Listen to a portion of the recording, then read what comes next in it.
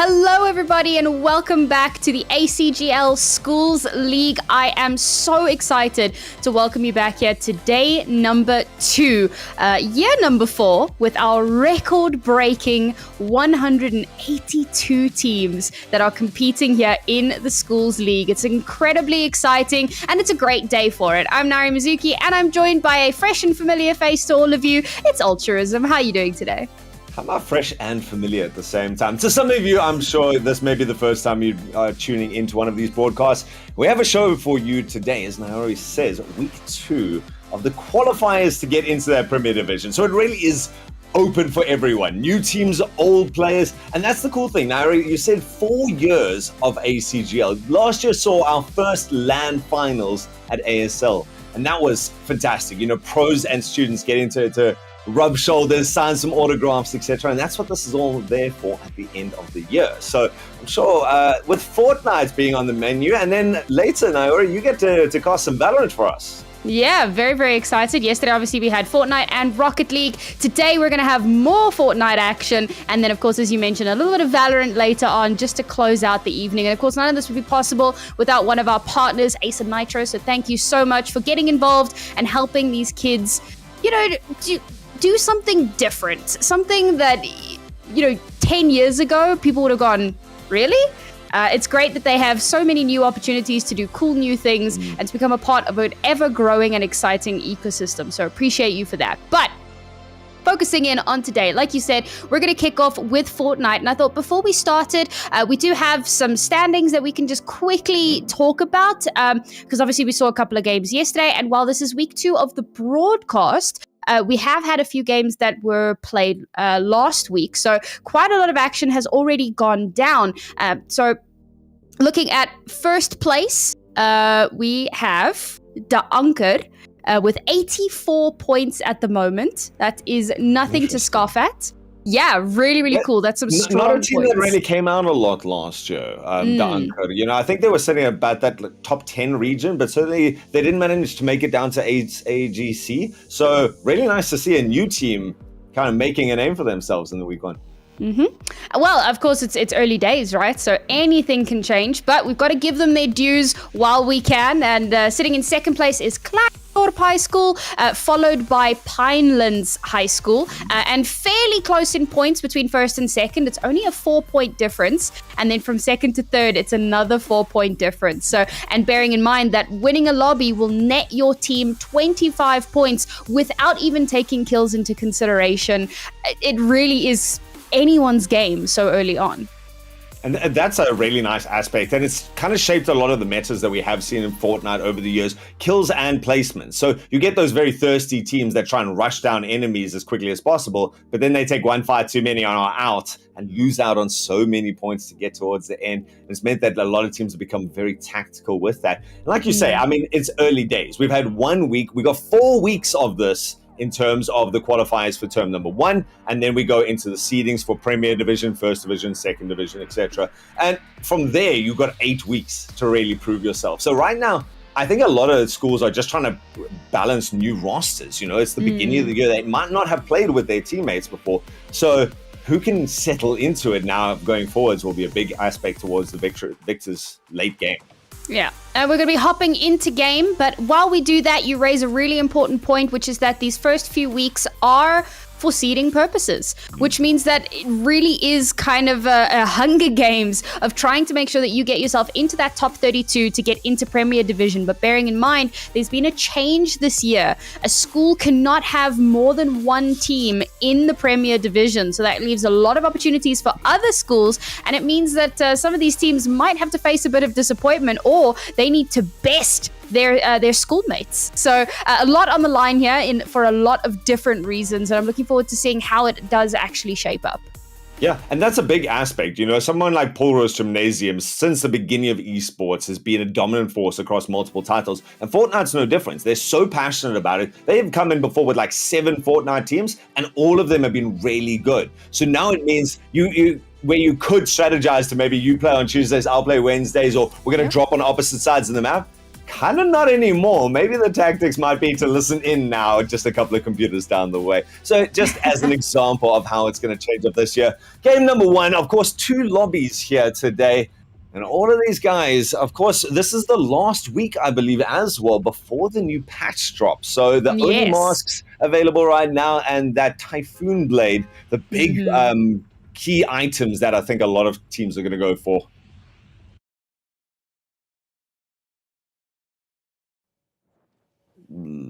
Lost you guys. Sam? Oh, there we go. Sorry. So I lost alt for half a second there, but all good. You know, technical issues. We do work in the online sphere, so we work with it. We go with it.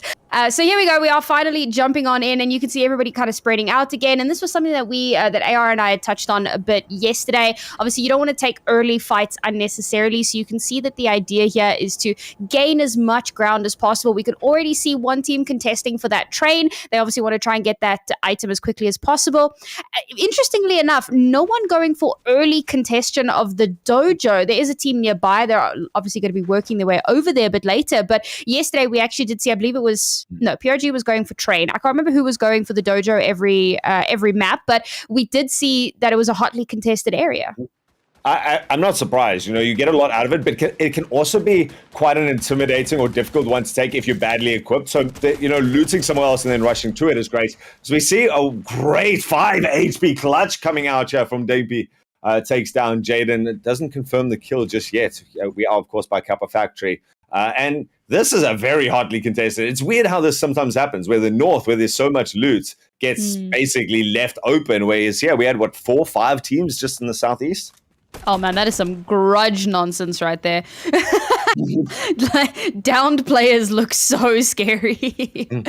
All right, well, Demons fought. And that player is now taken offline. So very early on, we lose a player. But just to kind of piggyback off of what you were saying, I think that the whole thing behind that is a lot of teams realize that's going to be a contested area. So very high risk, high reward, but we could end up going out way earlier than we would want to. So instead, you go for somewhere that's, maybe a little bit less hotly contested. So you've got more opportunities to survive and, live to fight another day.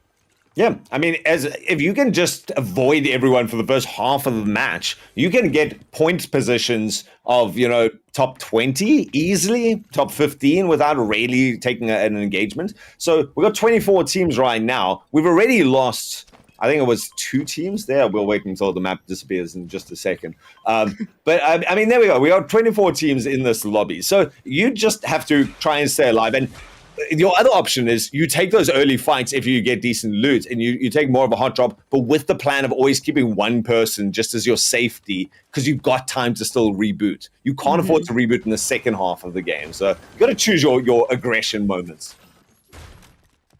I'm looking forward to seeing where this circle eventually goes. We had so much fun yesterday watching the circle play ping pong in the most insane situations and areas. It became a little bit ridiculous. So hopefully we'll get to have the same kind of fun with that. As we're in a little check-in with Dampy here, who is unfortunately all alone in such a dangerous world.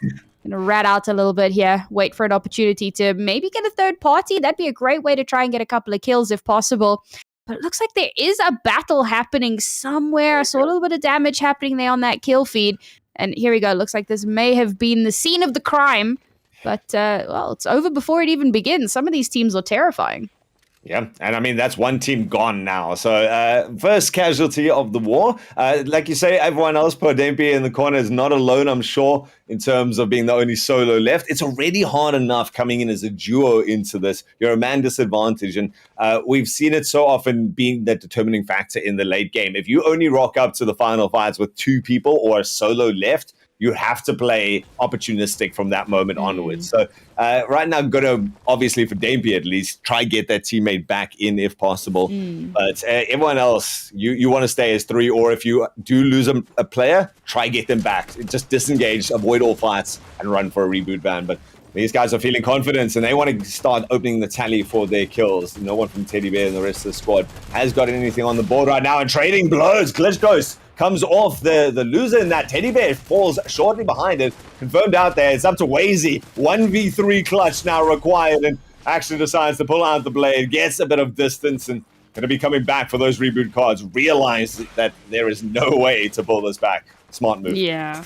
As I mentioned, right, some of these teams are so scary. You give them half a chance, and I mean, they're going to take full advantage, and that's exactly what happened here. Team almost wiped out, but thankfully for Wazy, he is able to get out of dodge and maybe give his team another opportunity, at the very least, for a higher placement, right? Because if I remember correctly, placement points start at about 17th. So if you are not in top 17, you're not getting any points. So even if you're the lone rat, you want to try to survive, but unfortunately, he gets hunted down, and they're not going to be given that opportunity. Instead, they go out, I believe, in 21st. So you're going to have to try again in the next lobby. And just a quick one for you guys. If you're watching and maybe you haven't seen your favorite school and you're wondering, well, where on earth? Bear in mind that we have 2 lobbies going at the moment. So this is lobby number 1. So if you don't see your school, they're probably in the other lobby, and we might be able to catch up with them a little bit later when we get to our second lobby. Yeah, good point right there. And that's a very cool sign. The fact that we've got so many people on one of the 3 days that these lobbies are hosted. Yeah, guys, that's right. Tuesdays, Wednesdays, and Thursdays we do this broadcast. So maybe you'll see them on another day as well. But yeah, the fact that we're filling up 2 lobbies per day, so 6 lobbies per week kind of thing, shows that these guys are ready, and they're fighting hard for it. You know, that's something that I've been astounded time after time is how good these guys are. Some of these are 13, 14-year-old youngsters, and they are pulling off some mad clutches and the build speeds. I mean, every time the build speeds get me. So yeah. Fortnite is strong. Fortnite is strong in the youth. Oh, good fights coming out here. All right, a couple of pot shots getting taken here. Now we're going to try to ramp all the way up. Oh, got to be careful there. The counter builds causing a little bit of problems here. Oh, the reload, and somehow still manages to survive. But a second teammate there to shut him down and not allow him to continue to survive. Another lockdown to come through here. 2 players left on this team, but now with him going down, Tanks is the only one left. Has to try to stay alive and keep his team in this. Although that altercation went very back and forth. It felt like it could have been anyone's fight. But at the end of the day, it's Tanks who decides, you know what? I'm out of here. Yeah. I mean, we've seen Mighty Micah and FN Clip before. I think Tanks is new to this side. I might be mistaken. These guys change their names all the time. And but Tanks has done a really good job. Mighty Micah, like you said, had a couple of opportunities. He drops down with a nice little triangle aim, and he just doesn't pull the trigger at that stage. And that's the sort of moments that you build the entire fight around, and just couldn't get the shot off. And it's going to get punished at this stage. Even the smallest mistakes are the difference between a lot of these teams. So we'll have to see if they can get raised up. Again, still early days, Mighty Micah, the last casualty. And Meme Daily right now also has work to do if he wants to get FaZe Sweat back in. I also recognize the name FaZe Sweat. So we're starting to get to know players year by year. And we can see what org he'd like to be signed to one day. Yeah, the dreams, right? These guys have dreams. This is what dress you want for the job you want, not the one you have, right? And now there's a path, right? We've got ASL here, then there's the University League, Pro Leagues after that. I mean, these guys have now the opportunity to build their competitive experience. So they're starting at the right place and certainly getting valuable experience. Look at this position coming out here from I Love You Bean. The shot's going down, but no connections just yet. It was great pressure, but Storm's gonna stop pretty soon. Their opponents are going to be able to turn and look up towards this high ground. This is some really good work from our circle sweepers, just to deny a lot of those shots from connecting. Oh, we've got another John Cena today. But so we're always trying.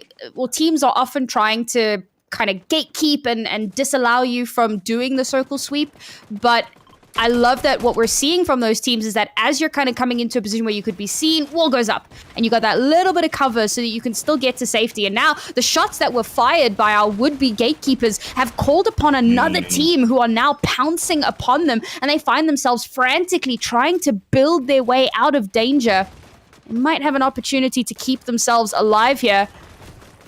But for how long? The Storm's going to move in a minute, and they're right on the edge of it. That's such a good third party coming in here from Onesie, Rockerblade, and KND Prince. Now they've got 2 teams that they can aim at. There's the shots coming in. Habibi Malik actually not on their squad, so there is they lose out on one of those kills, but Certainly now going to put the aggression pedal to the middle and try to cut these guys off. Again, Matt's being wasted on the ground for no real advantage. Rocket Blade decides to take the full fragger position, goes in there, starts getting their own builds up to cause some consternation for their opponents. And eyes set, they are locked so close together. I mean, they dived straight into the thick of it there. So now, you say you've got one player a little bit further back. That'll be Prince here, trying to get a little bit of a further angle, see if he can maybe provide some air support while his teammates push in up close and personal. But the building is making it very difficult for him to get those sight lines. And that is, of course, one of the amazing parts of the building feature here in Fortnite, is that you can really make it difficult for those sniper preferable players, that to really get any sort of value, you force them into those close quarters battles, or as we see here, you kind of force them to retreat. As the storm has continued to come in, this team has decided, you know what, it's not worth the hassle, we're going to get the hell out. But it's giving them an opportunity to potentially reposition and maybe continue that gatekeep a bit later. Yeah, I'm surprised that they're actually giving them that much space, but that play to sit out and wait for the build battle and not actually hard engage, and then get everyone out and leave them chasing the storm is fantastic. Now you can really dictate it. But right now, it's certainly a more closed-off battle. Shots coming in there. Mr. Above Average again, a returning player alongside Minty. And Solo Spectre, this trio, well experienced, seems to have the better position here on their opponents. Solo Spectre are going to be able to kill Sleeks from the opponent's side. There are two of their opponents still lingering around. They've certainly got the advantage running into the rest of this duel. Minty starts going aggressive. Spotted out onto the high ground, takes blade dashes into the air. Also got a Oni mask. Actually, the entire team able to reposition so well with these items. Repositioning is such an important part of games like this, being able to move and maneuver easily. And of course, off the back of that, that's going to net them yet another bit of KP. And they'll be feeling pretty darn good with how that one went. And I believe, yep, that squad eliminated as well. So great work from them to just keep this that much more contested. Look at how many of our teams are still sweeping in. There's going to be so many altercations all around the edge of the circle here, because so few of them have actually managed to find a good position to hunker down. Obviously, we saw everybody had dropped onto the extremities of the map, but it was very much towards the northern side of the map and the eastern side of the map. There wasn't too much happening in like the southwestern quadrant, which is where the circle is moving to. So now all of these teams find themselves potentially in danger, out in the open, having to sneak their way in and not get caught out of position. And that's the thing, is the storm has just come inside the mountain ranges, and so many teams would have wanted to get that high ground advantage. I mean, we saw them waiting on the edge of the previous circle using that snowy cover. And now they kind of have to go to the low ground, and it's everyone running down off the hills. So the guys coming in technically have a bit of a high ground advantage, whereas so you kind of don't want to be the first ones to run in, but you also don't want to be the last ones to run in. And we see why right now. Habibi Malik and the squad continue to add some points. They've got 5 kills between them already. They've got just a couple of little solos and a duo lingering around behind them, so they could effectively sweep through Warriors Watch. Yeah, the potential here for third parties is pretty strong as well, so they need to be very, very aware of that. I believe this is not a solo. There's 2 on this team that are trying to find themselves surviving. I also see PRG kind of lighting up the kill feed a little bit here. And that was, I'm not sure if it's the same PRG team. If I remember correctly, they've got a couple, but I know that they were doing really well yesterday. One of their teams actually won the first lobby yesterday with like 19 kills. So, I mean, we know this is not a team to trifle with or a school to trifle with. I suppose I should change the language there. It's schools, right? I mean, we got to keep the emphasis on the fact that this is our grassroots, and it's where these players learn the basics and build from there. Yeah, and PRG, they do, like I said earlier, take their esports very seriously. You know, they got their coaches, and with the fact that they've now had generations of students passing through their Fortnite lobbies, the senior students learn it the hard way and then pass on that information. And so you can see such patient play coming out from PRG. The islands are right there, but they wanted to make a move towards it. But there's a team there already. So instead of recklessly throwing their lives at it, they hunker down below it. They've got themselves a safe position. They might want to back up if they need to. There are a couple of teams starting to linger again in the southeast of them. And so they just decide, you know what, we don't want to fight here. We're going to go through to the swampy lands. And the Lost Lake now just going to be vacated with teams coming in. And again, Minty, Solo Spectre, and Mr. Above Average have such a good position as sight line over the entire map. And now it seems like teams, for the most part, are chilling a little bit. Oh, Current has spotted out some players running ahead. He's going to give that information across here. But I think that this is more a case of like, need to see where they are so we can potentially avoid or surprise them as they're rotating. And if they get very close, then we can try to nail them, hopping their way through, looking for the moment. When do we pounce? Is it going to happen? Nah, they're playing it safe. You know what? I respect it. There's only two of you. You don't want to fight against a stronger team if you don't have to. You want to play for that placement. They're already in a position to start getting points. The more points you can rack up, the better. Oh, wait, so they're going to catch him on the way in now. It's got to be, right? You've waited your whole game for this moment, and the patient that came out there, I would have had such an itchy trigger finger. Thirdly, now, like you say, it's going to be a disadvantageous fight, but if you eliminate someone immediately as they jump off the high ground, you can take this fight. Or, maybe you just wait for them to go and engage in third party from behind them because they don't expect. No, they strike now. The shots were out, smoking barrels. But no one turns around. It seems like no one noticed. I don't know if they actually shot at their opponents. Now just spawning out. Actually, there goes the shot. But everyone's far away, and now you're in the storm zone yourself.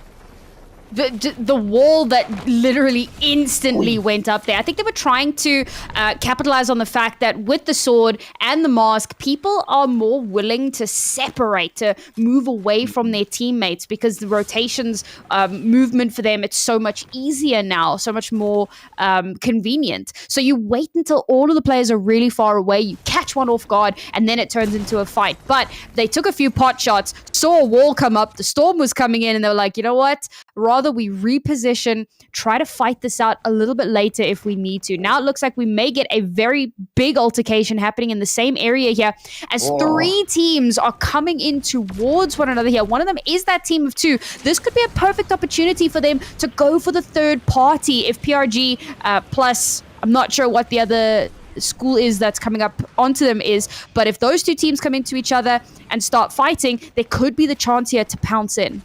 And look at this, everyone just avoiding conflicts. They've got to run, and they've got a decent distance that they're going to need to go for this next ring. This is like you say, look at all the teams. Suddenly where everything was spread out and calm, everyone needs to just find a spot. And what we typically see in these end zones is that we wait. We just sit in our little box and we get one or two little windows and spot anyone trying to rotate. And then it becomes a mad scramble. And with this mobility, I think we are in for one of the most frenetic endings in terms of it. We've still got 14 teams. We have seen a couple of them being picked off on those late rotations. And that's just going to now exponentially take off. Well, Meme Daily seems to be having an absolute field day at the moment, lighting up that kill feed. So we may have a fewer players very, very shortly.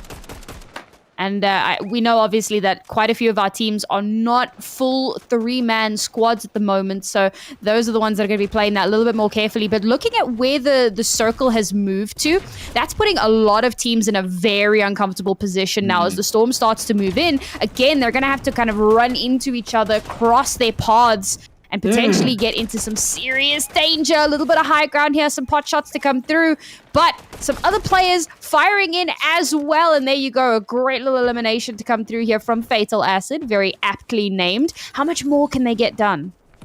I mean, I'm enjoying watching this mini-map just because you see the crosses coming up constantly. Three people are running and suddenly two of them disappear behind them. It's like a horror movie of jump scares now for these guys. Just look at the teams dropping. We're down to 11, 27 people. We were up with, 36 earlier, now down to less than half the lobby.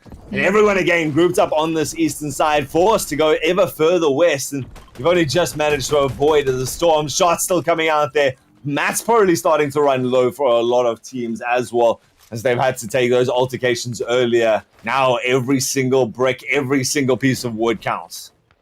Now listen, any game can be a horror game if you try hard enough. Jump scares are definitely a thing, particularly in these like shooter type games. You're chilling, you're, doing your thing. Suddenly somebody shoots you and you have no idea where it came from, and you're, throwing your mouse across the room. Can't speak from experience, of course, but I have heard that these things do tend to happen.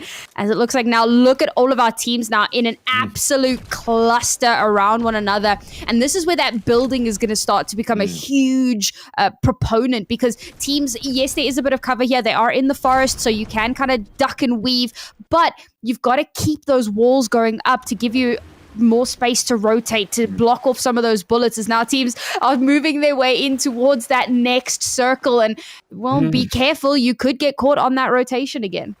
And this is where I want to see a team take high ground. This circle has moved so fast. Anyone who took high ground before now, like really actually tried to get a sky base or something going, would have wasted all their mats and would have had to abandon it. Anyone who can now get, 30, 40 meters above everyone, no one looks up, especially in the horror movie that is high school Fortnite.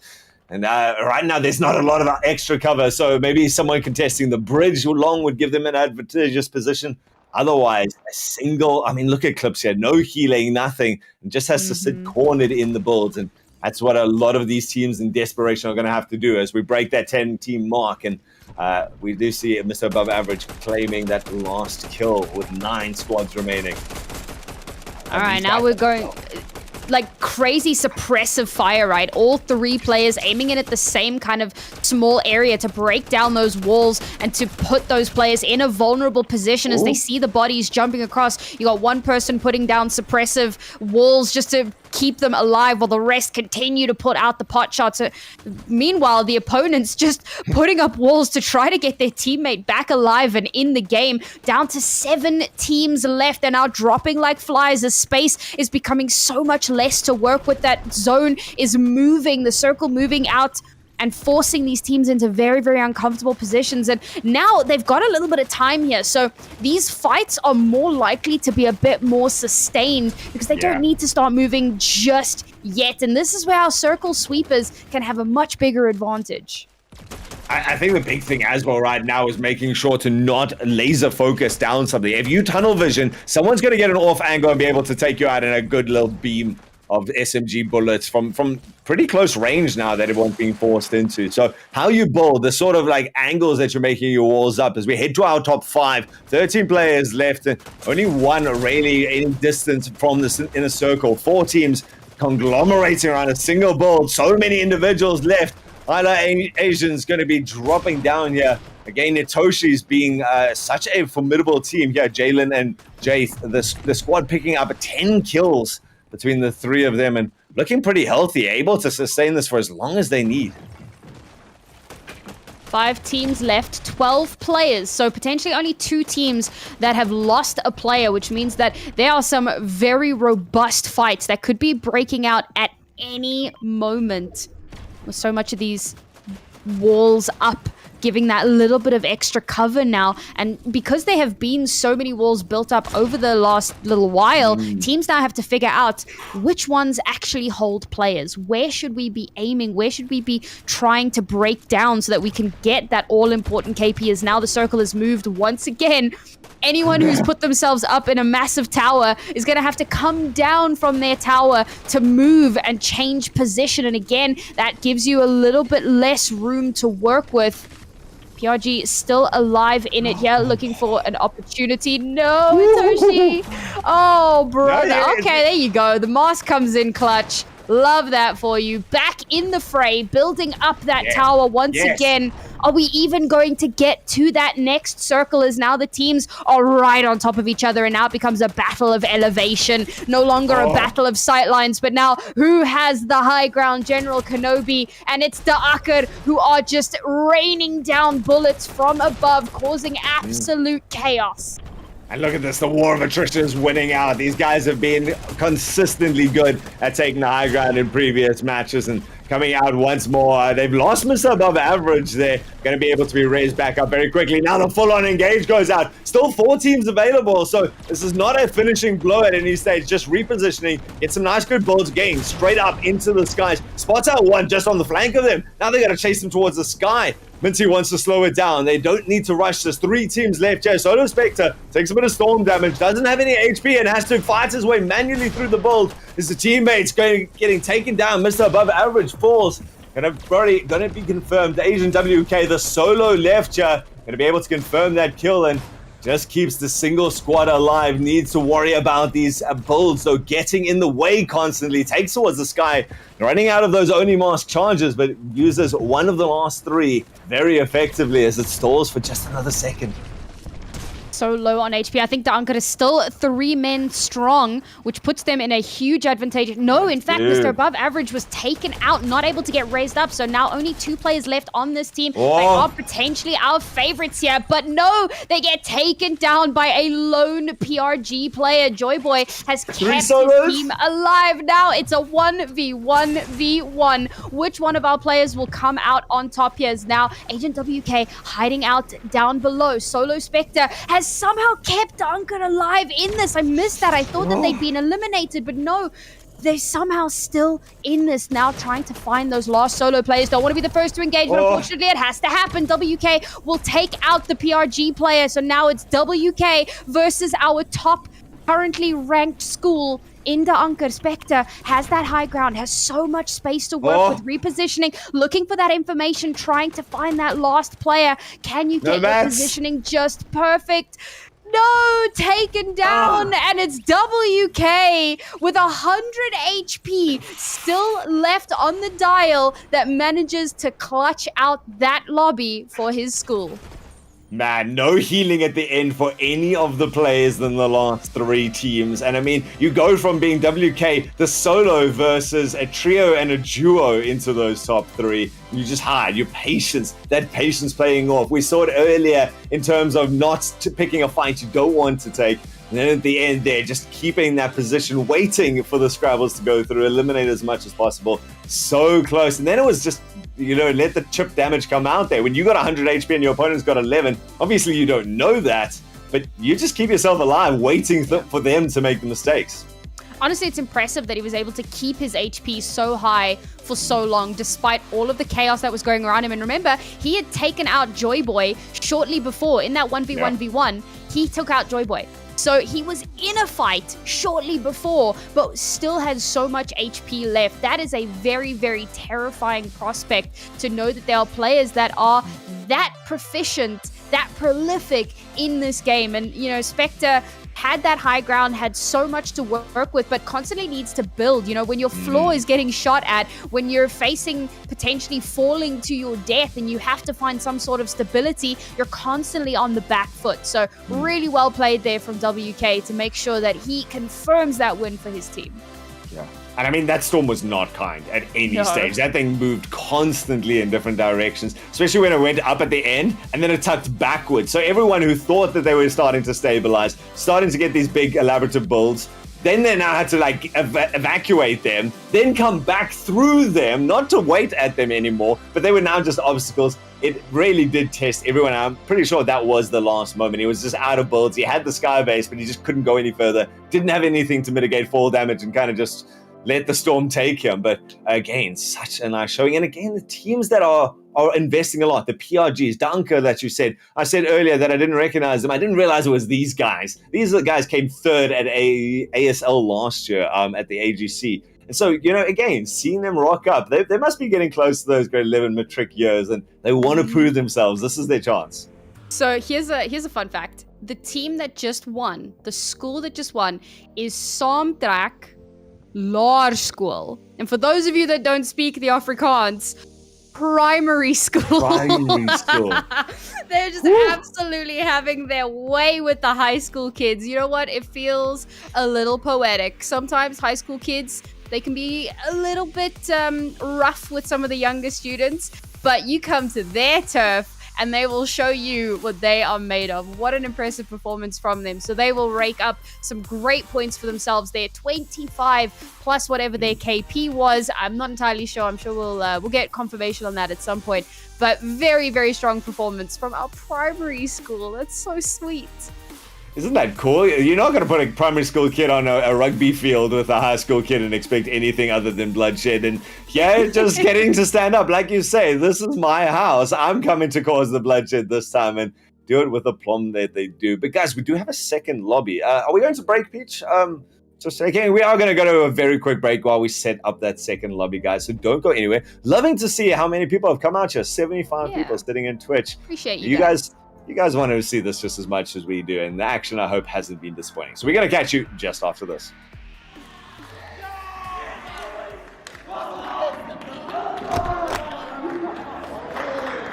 Hi, my name is Zander Estreisen. My naam is Christian. My name is Richard André. We are from Gauteng, Johannesburg, Hoërskool die Anker.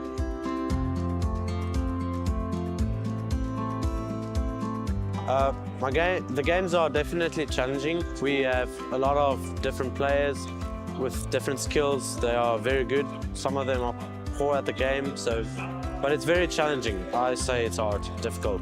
Van hulle was lekker, van hulle was moeilik. Daar was baie kompetisie. Daar was verskillende spelers, van die spelers was baie goed. Ek het dit geniet, dit was lekker. Yes, it was extremely fun. Very grateful for the opportunity we had. It was very intense and there was certainly a lot of competition. But yeah, it was just amazing.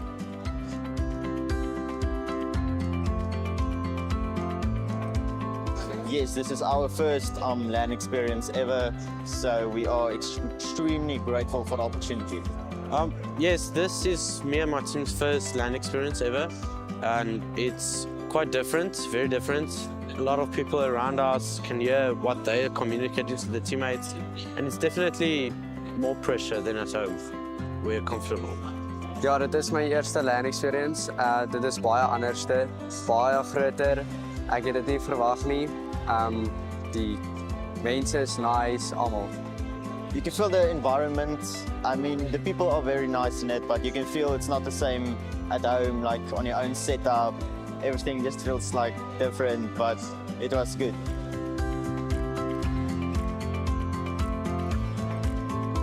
Ons het saam in creative geoefen, ons het Zonewars teen mekaar gespeel. Ek en my span het in 'n trios gaming gegaan. Ons het ons strats uitgewerk en ja. At home, we play together a lot. Creative mode, public games against other people, just making sure we know what we have to do as a team. I definitely did do some mentality stuff. I've motivated myself, and that's how I play.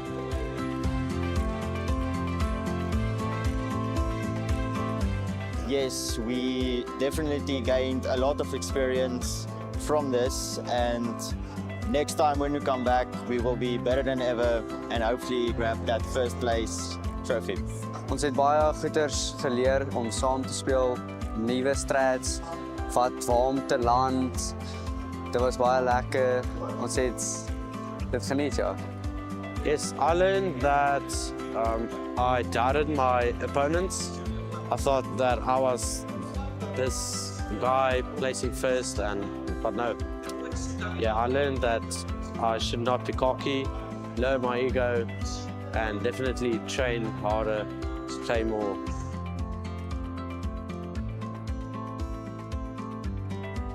My highlight was definitely coming third place in the nationals and celebrating it at home.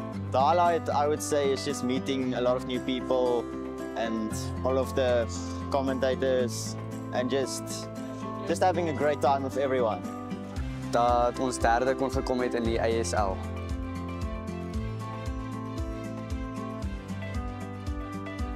My hopes for AGC 25 is to see a lot more people joining the community, to meet new people, and just have a great experience together. My hopes are coming first place, obviously, and probably training and playing a lot of games with my fellow teammates. That we can come first.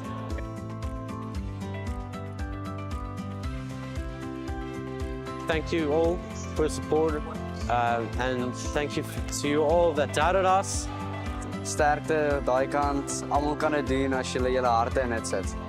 For my school, I would say we tried our best. We were extremely grateful. We were chosen for this opportunity and we did our best, and next year we will certainly come back and be on top.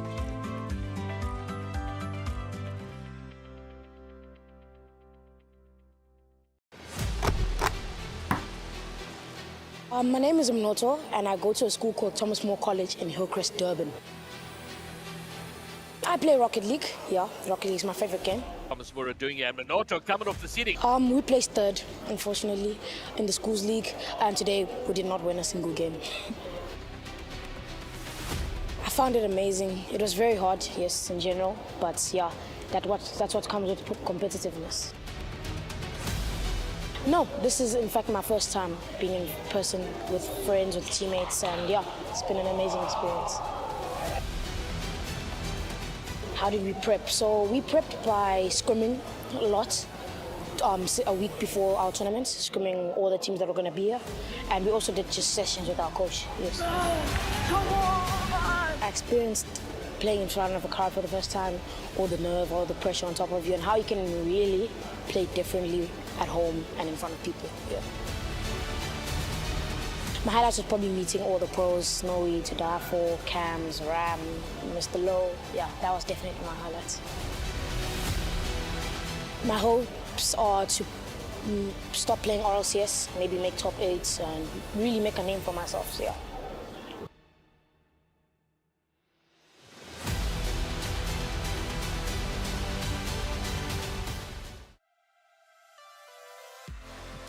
Welcome back, everyone. I hope you had a moment to go and rehydrate before we jump right back into our ACGL schools journey. We had a very, very chaotic end to that map. Came down to a 1v1v1, but ultimately, Saamtrak Large School were able to pull out that W for themselves, beating out some of our high school students. Very, very impressive. Now, before we start talking about our next match, I just want to remind you guys that while the Term 1 signups have closed, it's a fairly short season. We've only got about 2 weeks left after this week. And for Term 2, there will be another sign-up window. So if you want to get your school involved, or if you want to get involved with your school, definitely go check that out. I'm going to get it right this time. It is schools.acgl.gg. That's where you can get all of your information. Go find your favorite teacher and show them the website. Tell them 182 schools around the country are competing in esports, and you think that it would be a great idea for you to get involved. We think it would be as well. Alta's a teacher. He'll write you a letter. He told me off broadcast he's happy to do that. He didn't, but I'm sure he wouldn't mind. So please, guys, come get involved and come join us at the ASL.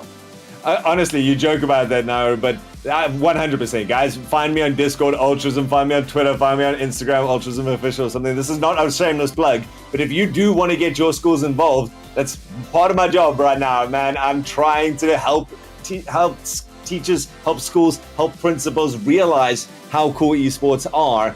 We're hosting a LAN at our school this weekend that I'm excited for, and that's the sort of thing. I will show your teachers everything that they need. I will make sure that you can get into this if that's what you want. So I'm glad that you're here with us now. If this is just the start and maybe this is the first time you're like, what, school esports is a thing? Yeah, come get involved. Term 2 is waiting for you guys. Yeah, the fact that 182 schools are involved, and then you see teams like PRG that have like 4 or 5 teams competing in just one game, never mind all of the other games that are on offer. Like it's insane to me when I'm gonna have a little bit of a boomer nostalgia moment, but like this wasn't a thing when we were in school, and it's really cool to be a part of and to see how, you know, opinions are changing and people are realizing that esports is a great way for kids to get involved in ways that traditional sports have done in the past, but in different ways that allow you to highlight different parts of your personality and different skills that you might have. So it's really, really awesome as an initiative. And of course, we wouldn't be able to do this without Ace and Nitro. So thank you so much for being involved in our school's journey. But now we're getting ready to jump into our second and final lobby of the day. And if that first lobby was anything to go by, this is going to be an absolute cracker. It's going to be fantastic. Again, I'm not expecting the action to happen all the time. We saw a lot of maturity coming out of these players, you know, those tactical positions when they're going to time their rotations through there without wasting a lot of resources, and take the time to do the homework, guys. You got to get your mats up. You got to go and make sure that you've got your health potions, etc., and your healing kits for those last couple of end zones, because if you don't, you're going to lose to these long sustained fights. Again, like the bullets, we saw teams shooting with abandon there, taking out opponents' builds because they had 400 bullets on 3 different guns in their backpack. So, you know, that's the sort of like preparation that these good teams, and there's a reason why they're consistently getting to the top 3. So yes, we're going to go into lobby number 2. I'm not sure if we're still in group number 1 or if we're going to swap across to the other group. We'll give you confirmation as soon as we hear on that, guys. But we take to the skies. We'll look for some familiar names. I see Jay Thatoshi immediately. So we're going to be in the same one. And I must admit, Sam, it was very cool to see in that little clip during the intermission there, Mr. Above Average and the rest of that Anchor school being showcased and getting to know the faces of these youngsters who are doing so well. Yeah, I love that we get to learn more about them. I mean, even at we had a couple of LANs last year where a lot of interviews were done as well. Just getting to know some of the kids that are involved in the esports scene and find out who they are and why they love it so much and why it means so much to be a part of it. So love seeing that. Love seeing the involvement there and giving them the opportunity to get their personalities out. But Minty not allowing Wanzi to get his personality anywhere. Looking for a nice early knock there. Going to get some potential KP off of that while the rest of his team are cleaning up what's left of that squad. Trying to stay alive, gather up some of those resources. But there you go. That's 2 down. 1 left on that squad, I believe. I don't know if they're in the same area, though. They might be, like, off in Narnia somewhere. Hopefully for them, to be honest. They do not need to get involved with that right now. There's Prince, Candy Prince, in the middle of the map. So, good luck getting those reboot cards. That's going to be a long trek, but certainly a strong team that we saw doing well with the good rotations earlier in map number 1. They've been cut off at the knees, really, and not the only ones, actually. Violence spreading across the board here as we see Bora, I think it is, getting confirmed out. There we go. So at least we can get one of our players back up, get them into a safe spot, and try to regroup as a team once again. And again, this is just that very, very typical early game farming for resources, so that when you get into that late game, as you said, it's such an important part to make sure that you've got all of that with you. Still at 25 teams, even with all of the knocks and potential and, kills that have come through. 5 players out of the lobby already, so quite a few teams now that are at a less than favorable position. Glitch Ghost has been caught unawares, down to 60 HP, right below those enemies, trying to survive and sustain. Gets chased down. What a shot! Just could not survive there. Now Wazy's the last one left alive on his team. Good luck, brother. 1 gun and a dream. 51 bullets and 51 problems. I don't know if you have enough there. I mean, there was one of the best showcases of why shotguns have been such a dominant factor of pretty much the last 3 years worth of Fortnite that we've seen. Between the late game proximity that you're forced into, some of the stuff like the Hellfire shotgun last year was just an overpowered, broken weapon in the best of times. And these guys know how to use it. They edit their builds, take a shot, or take a nice little angle like that, and you just center mass that. 1 trigger. There's no way a guy's SMGing you down in the same rate. So, really nice play there. Good tactical position again. They went up as a squad. 2 people stormed those stairs. The guy with the shotgun first. So that even if it did counter out or trade a little bit, they had the opportunity to win the fight. Looks like we might be losing a player towards the middle of the map somewhere. Looks like he's all alone and under heavy fire. There you go. You got him. That's got to be our first team. There we go. Dominator. There he is. All alone. Last one left alive. Had taken a little bit of fire. So is trying to survive this and still trying to get some shots off. What are you doing, brother? You're putting yourself in so much danger. They'd forgotten about you. This is Jurassic Park logic, guys. If you don't move, they can't see you, and they get bored and wander away. Vortex, honestly, same. Fair though, right? Absolutely fair. You start to doubt your own mentality when you're like, are they even here? They're hiding in some little ratty corner. But actually takes the hill. So you do get out alive, Vortex. So far, again, still no teams falling. Oh, we might have a bit of a altercation. It's Prince again. And he's so close to the Anchor. So if he runs into them, he's going to be in some serious trouble here. No, he's been found. Spotted out, looking in the wrong direction. Get the mask. Get me out of here. Please let me live. 15 HP and a dream. How much further can he get before they find him ducking and diving, hiding out here behind the rocks? For that little bit of extra cover, they are pushing him, using their own masks to close that distance. They can smell blood in the water. Looks like for now, got just a moment of respite. Oh, again, shots as he starts fading out. Prince has absolutely no quarter here. They are chasing him to the corners of the map. You see Minty's got plenty of charges left there. Just needs a sight line, and they've done well with every bullet that they've sent chasing after Prince. So Regicide on the cards here to open up the first team out. And I cannot believe, again, we're heading through the first storm. We've only lost 7 players. This is so funny because that one solo player had run towards where another solo player was and then ran away from that player. So now caught out, separated from the rest of the lobby, not even having a person to try to create a distraction with. And Danka, I mean, Minty looks like he doesn't want to give up on this. He really looks like he wants to hunt it down. But Prince may just be able to get away. So now we'll check in with... Oh, I did read this school's name somewhere. Now I've forgotten what it was. But in the meantime, they're down to only 1 player left. It's now Trips that's going to have to... Nope, that's a different school. Whoever that one player was, good luck, buddy. You're all alone. Again, the zone now starting SWAT to... Corp. There we go. SWAT Corp, yeah. Again, another very strong team against in multiple titles. So not surprised to see them rocking up once more for Fortnite 2025. And now we see again the zone starting to go again a little bit northwest. Oh, Mad Barracuda, he was lingering for a long time, and that will be our first team out. It's a solo, eventually it's just going to come. There's one more solo just hiding on the very edge of Storm Zone, so we'll see if you can get past. But yeah, the zone favoring the guys who dropped up top. Mm-hmm. Yeah, this time around at least. 1 squad has been eliminated, 8 players offline.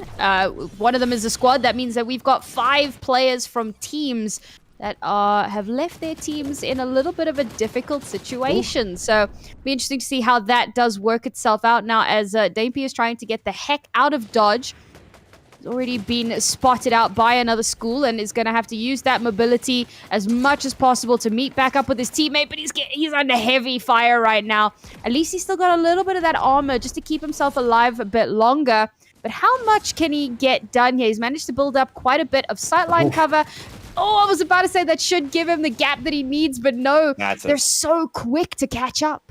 They've called off the chase there. That was good. There was a solo player running after poor Dampi, but the sword just gives you the speed bonus that you really don't want to invest too much into for a solo player or even a single duo like this who can't afford to overextend. They can get that distance. So good attempt. And I mean, how often has that been the story of game number 2? It's just one person desperately trying to make their way out and bullets raining down upon them close. So you do see another kill coming out there, but somehow we're up to more players. No, okay, back down to 16. I see we're still above average. Once more, lighting up. Minty not far behind as well. Oh, goodness. Players falling like flies here. But we'll check back in with them a little bit later on, as now Scar seems to have spotted someone out. So going to be repositioning ever so slightly. Is a little bit separated from his teammates, so... Gonna not try to take any unnecessary altercations here and potentially meet back up with his squad and reaggress if necessary. Now, we do have quite a few teams very close to each other between Twinkle Terrace and the Forest. There's a good chance that these teams might end up running into one another if they continue to move. But of course, it is very early on. I want to take a look over towards the east there, if we may, because there's 2 teams very close to each other, a little bit further north. Actually, there's to the south as well. I mean, there's so many teams here around the zone that are so close to one another and getting ready for a fight. Oh, and Yapson's got a good position now to give some overlook to the teammates. Plushy now also has so much good natural cover. Spotted out. I don't think the opponent realized that there. Shots, 2 shots into the metalwork. That one goes around the side. Finally takes out Vibing. And Vibs hits the ground. Oh, completely merciless onto the ground below. Don't even need your loot. I'll collect that later. Great position here. Now can turn their sights on the mountains. Take out these bolts. And has a couple of opportunities. None of the shots start connecting, unfortunately. So I think that's probably Vibs' teammates deciding to head back in towards the safety of the zone. I mean, it's amazing how many of these engagements we've had, and we've still only lost 1 team total. There are 15 players that have been killed and taken out but still only one full squad has been eliminated. I mean, these teams are working so hard to keep themselves alive and to at least get a little bit of placement. And as I say that, well, there you go. Dominator gets taken out, and that means we're down to 2 teams that have been taken off the board. But still, very, very impressive overall, I think, from some of our duo and solos that are left here to just kind of keep themselves alive a little bit longer. Yeah, that's what these bushes were designed. Iconic in terms of Fortnite is the ability to hide in these bushes and just wait it out, get yourself some... Ooh, a solo player there in Warrior Watch with all the space in the world and the brutal boxcars as well. Otherwise, teams just kind of starting to do their typical looting patterns. It's only really the southeast as we head to that typical mid-game of just take what you can, don't lose anything, because we're also starting to get to that point where you don't have a lot of reboot opportunity left. So you don't want to lose a solo now or a single person of your trio and end up going into the finals to 1 HP. Oh. 1 HP and a dream. That's where some of these players live. We are Viana's boss taking a lot of heavy fire here. His teammate, they're trying to back him up, but it looks like they've both just been overrun in the most horrific way possible. PRG continuing to show their strength here. And we know this is a team not to be trifled with, a school not to be trifled with. They should be able to get their teammate back up at some point. So hopefully they'll be able to get back up to a 3-person squad. But now as teams start making their way in here, there's again potential for some really big fights to come through. And these builds just trying to create a little bit of space and an opportunity to heal back up before re-engaging in the fight. This is still a 3-person squad, so they can at least play off of each other a little bit more and have some room to work with. But very soon, one of these teams is going to smell that blood in the water and they're going to want to push.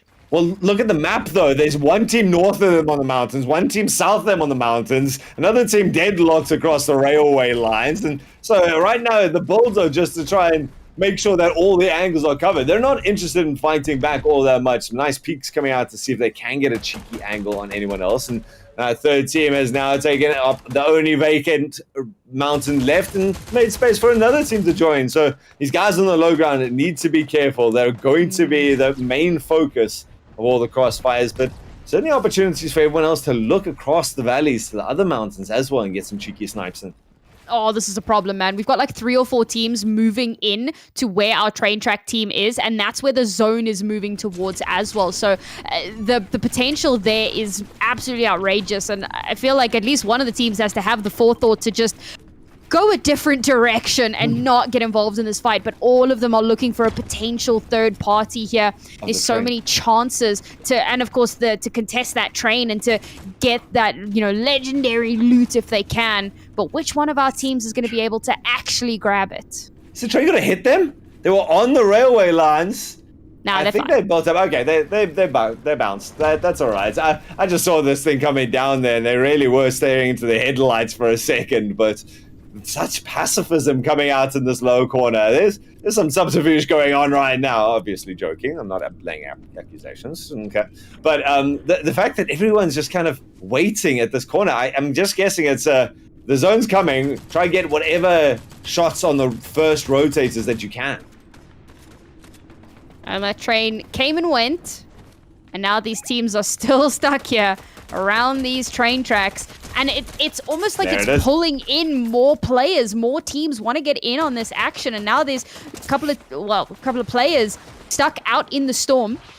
It's still relatively early on, so the damage won't be as severe as it could be. But they're going to have to relocate. They've split up ever so slightly now. And if they try to move in a direct pathway, they're going to run straight into a barrage of other teams. So for right now, we're going to take a different pathway, try not to get involved in that altercation. As it looks like towards the middle of the map, again, we've got 3 or 4 teams dangerously close to one another. One of them being that Danker squad that we know are looking very, very good at the moment. I believe they'll still be in first place, given that they came second in that last lobby. So a formidable squad, to say the least. Yeah, and it's a contestation here for these islands. You can see the Danker squad. They're up here. They're not being uncontested. They also have the NPCs to worry about. But you can see they're being forced to take these builds high into the sky just to make sure that anyone who does land on the islands doesn't have an easy job of it. Also, lots of devastation from above that they have to worry about. Eyes constantly on a swivel. But if they can hold this position again, it's such a nice spot. Look at the distance. Look at the range you can get to challenge your opponents. Just stay out of range of the big sword as if you can. But I also do want to claim the bounty that's available up here. Not gonna lie, the music, the vibe, it's very Souls-like. I'm digging it. I quite like this. It's a vibe. Everyone trying to get involved in what's happening up here. The Anker looking to get some damage in there as well. All of these teams fighting out to get a piece of that action. Some of these other teams looking to not possibly get involved with that, or maybe come in at the last second and snake the kill. We'll see here how it does actually pan out. You know your opponents are distracted right now. Goes up for a scouting mission, Silent Storm, and sees that they are not on the most ideal islands. They're still keeping enough awareness about them on Danka that they can take both the fight with the NPC and with anyone who tries to challenge them. So fight goes down instead towards Lost Lake as we see a couple of teams. And I don't know how aware of each other. They're moving like they don't know that there's a duo just behind them. And a duo here versus this 2 out of 3, especially on the reboot. This may be the perfect time to strike before they are up to full strength. Yeah, bearing in mind, this is our team that won in the last lobby. Saamtrak Large School, so getting them back up to 3 players is fantastic for them. They're gonna be looking to get a nice little placement here. And speaking of, we're up to 17 or down to 17 teams left, which means every team that is still alive will get some form of points, whether that be 1 or whatever, depending on how much longer they last. But each of these teams now has an opportunity to start raking in those points. So they'll be feeling a little bit comfortable with that at the very least. But players are still falling around the map. Maybe not full squads, but slowly but surely we're getting 1 or 2 players picked off. And that's allowing these teams to get stronger and stronger, turning into final bosses for when that circle gets that much smaller and the high-octane engagement comes to be. Yeah, again, it's these players who are playing the edge of the zone so well, lingering around, pressuring anyone who's trying to rotate in too late. And you can see just on the edge, skirting around, looking behind them constantly. Rizzy's in for a difficult challenge here, coming along the train tracks. Got to maneuver their way. PRG's actually Danka's given up the island, which is still very barely in this zone. And PRG going to be very happy with that. The Atoshis go down towards the northern side of that new map, and yeah, a bit of a standoff as that zone lingering on 2 seconds until it starts moving, and they've got a long distance to try cover, so it's going to be Beans that takes towards the sky first. Got to worry about the bullets, and is going to take a couple of shots for their trouble, but seems to have gotten around the corner. A little bit of a sigh of relief there, so they do manage to make it out alive. I do love, so I just spotted Braibruiki on the map, and I remember seeing them yesterday, and it's a great name. I respect that name. That's fantastic. But it looks like he may have been a solo there, so keeping an eye out to see if he can survive. There he is. Oh, but it looks like now we've got some other teams very much suffering at the moment, losing players as now that the ring is getting so much smaller. Our circle sweepers are in a lot of danger. Some of them are still in the zone, or in the storm rather, have to make their way in. And again, those gatekeepers waiting with open arms. Splash to just get you that last bit of distance. Each of them takes out the sword just to get this pace. And that's the go call. We got to get in there. That island. Look at that island. Braibruiki, one of the players up there for PRG. And they've got to hold this. Falcon tried. We just need to jump in with one of these guys on the high ground. They've got to have so much anger, and you can see what that's done. Joy Boy, let's try to jump in with that PRG side if we can. And see what their order looks like in front of them. Oh, they've had to give it up. They're actually rotating in straight into the waiting arms of above average and the rest of the Dianca squad. Corby's last one left alive for his school as well. He's going to try to get his teammate back up who has been knocked, but there's still quite a bit of suppressive fire. Oh, the timing on this is going to have to be impeccable, but the shots just keep firing in. And I don't know if he's going to be able to actually get that revive happening. And then if you do, what after that? They're still knocking on your door. This is very much, it feels like a Three Little Pigs situation.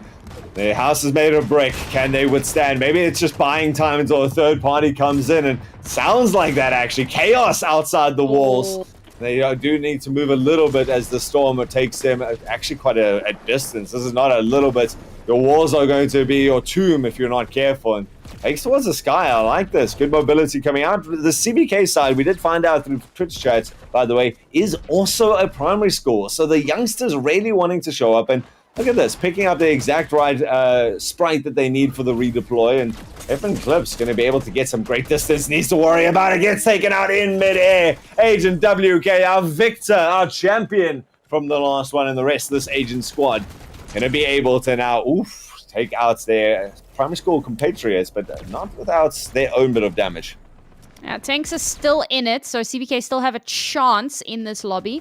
We'll see how much can get done here. Plushie is downed. Oh, there's another CBK squad as well. So a few opportunities for the school, if not necessarily the teams themselves. And it looks like Kian, I'm going to go with Kian, is going to be able to revive his teammate at the very least. So going to be able to get their forces a little bit stronger again. Now XL, another CBK roster. Last person left alive for his team. Going to be trying to get that placement. We're down to only 11 teams left, and now the circle is moved, but it's in the storm. So again, teams have to really fight out. And of course, this is quite a common thing, but it means that it's going to force these teams to have to fight one another before they can start moving in. And there isn't a lot of space to work with here. So again, those builds become very, very important. Builds become important because, especially if you've got your build already established on the north of the current zone, it means you can hold position for a little bit longer. You know, you don't have to abandon straight away. And all the guys sitting out south there, they're going to be running out in the open, and that's when you get your opportunity to stack up some extra kills and eliminate the competition. Still 10 teams left in this, and we still see so many of them locked in as the trios. We did see the Bianca squad sitting only 2 left as Minty had gone down. No time for the reboot. Fatal Acid, this team as well has been under a lot of pressure the whole way through this map, and they're still in it. Now actually Asians in the sky are looking to throw down some counter damage and buy some or take advantage of that space. There's the shots. Oh, the beams come through. Kian gonna go down. I mean, can we just talk about the fact that there are 10 teams still alive right now, and the circle is turning into a pinprick. We've got fortified towers going up. I mean, this is where things start to get chaotic. This is going to be even more intense than our last lobby as our final teams fight to stay in this. XL, a lone player as we come down to only 9 teams. Oh, and Danker, they've already lost a player. Minty is gone, so now there's only 2 of them, and yet still their bravery knows no bounds. They continue to fire in that suppression, trying to find an opening, trying to find a knock. Meanwhile, our winners from the previous lobby, Santrek Large School, also down to only 2 players. So many teams have been heavily damaged. And I did see one team that had 3 players, and they were just hiding out. They don't want to get involved in this. They want to make sure that they keep their 3 players as healthy as possible. As our Joy Boy, he came in 3rd for his school in the last lobby, trying to stay alive as long as possible to see if he can get into a 1v1v1 scenario. Once again, builds consistently thrown up to give a little bit of extra cover now as the teams have to start moving. The circle has moved, the storm comes in, and now this is where it's going to kick off. This is where the shotguns start to shine. A little bit of an SMG or an assault rifle will give you the shots towards your opponent, but it's in these close range, frenetic build battles. And it's really going to come down to time to kill, as you're going to have half a second to look at your opponent before they're going to shoot back. Either a build has to go up to stop the bullets, or you got to get yours out faster. And here we go. The shots come out here. Frenetic, just pray and spray. There's also a viable strategy to claim. There's Trips, the last one to come out from the team. 6 kills to their betterment. Shows that they know what to do. Their Fatal Acid eventually going to go down. Had to choose between the storm damage or the fall damage, and is going to be the first one claimed from the squad. Somehow they're still all in there. I did see Joy Boy who goes down as we lose that PRG squad. The rest of this Bean squad, they're taking the high ground. I love this position. Asians get his claim on the back line. WK once more, our victor from the previous round, starting to clean up the rest of this field. Being the last one left alive, has to settle for the high ground.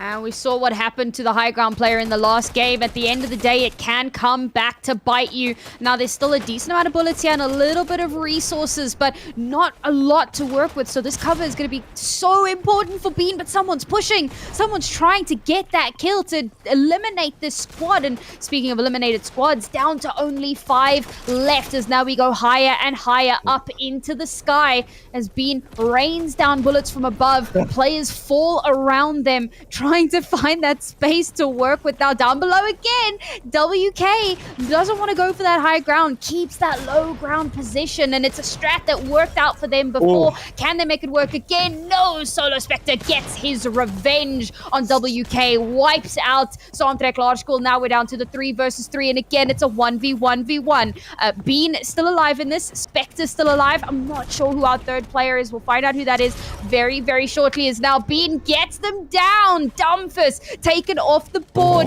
The Anker versus Bean. Can Spectre get that redemption arc? They weren't able to win that last lobby. Can he make it happen in this one? Spots up Bean, but the buildings come up and he can't get the shots to connect. Continues to fire away, but he's definitely got more resources to play with now. Spots up Bean, but can't with the utility out and still manages to come out on top. Solo Spectre will net a win for the Anker today. A second place, a first place, so many kills under their belt.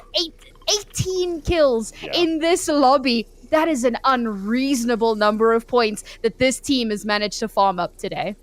There is a reason why these guys have stuck together so long. There's a reason why they are sitting at the top. I would put money on it right now that they are sitting at the top of at least this group's lobby for today. I mean, that is a phenomenal performance in the second round. And you got to see it in like just the way they move, the agility to go around those builds and kind of keep flanking, keep corralling their opponent where they need to, and eventually pop out. And what a stalwart, like a well-deserved second place, I feel, there from Bean and the rest of that squad, because they had to fight tooth and nail from basically the moment of drop, and we got to see them escape, get out, and the first shot was actually shot by Bean there. If it was maybe a little bit better placed or a shotgun or something. That one, I'll be honest. Bean had such a good chance at that. So an exciting finish again, and 2 out of 2 lobbies with hotly contested and recurrent names coming through for both.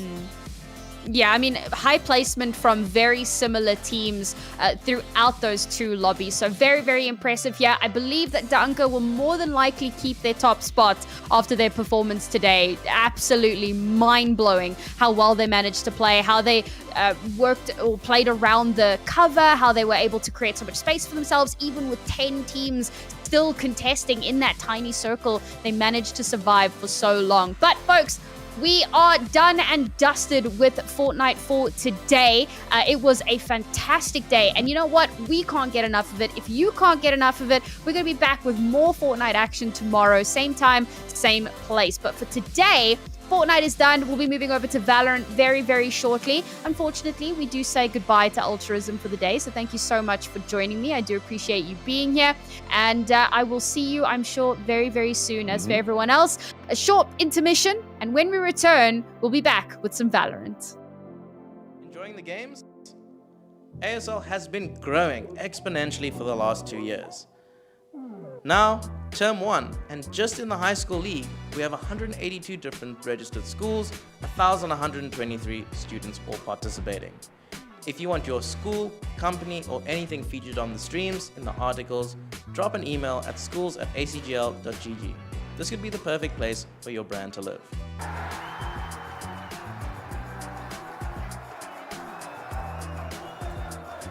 But if you're not looking to be involved with the high schools, we still have the primary school and university leagues. So, what are you waiting for?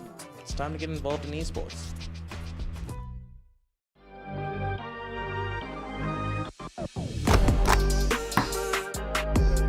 Hey everybody, my name is Nick Holden. I'm the co-founder of ACGL, and we're at AGC, finishing things off today with the Rocket League semi-finals, about to kick off, I believe, before we go into the finals, which is our very, very last match to conclude what has been a crazy, exhausting, wet, and altogether fun tournament.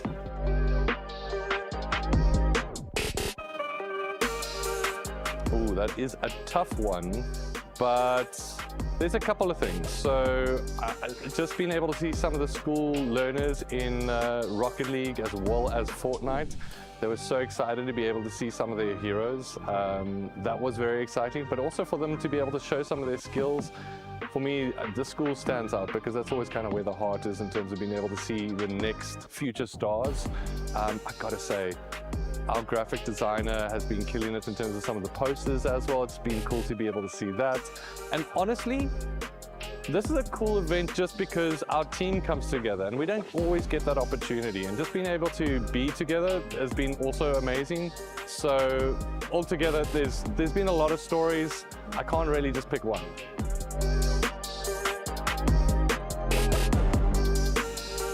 So yeah, I think AGC this year for us was just to be able to get things started. It is our first year, and I think one of the things we like to do from our side of ACGL is get moving sometimes too quickly in terms of what we want to be able to achieve. But I think the whole thing of what we want to do with AGC going forward is really have it as the flagship event.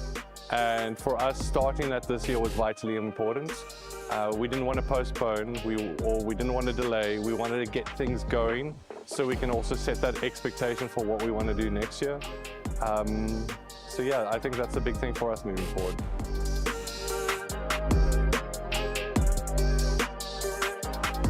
So when it comes down to putting together our first event, any first event, it doesn't have a precedent to be able to set itself on.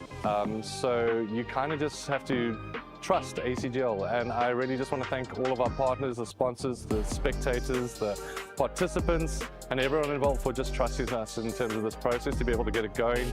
There's players that have traveled from afar. There's sponsors that essentially got in just because they said, well, we said, hey, this is something you should get involved with. And that trust means a lot to us as a company. It means that we've also been living up to some of our previous promises, and we just want to keep on doing that as a company. So just a big thank you to everybody involved, and we can't wait for the next one.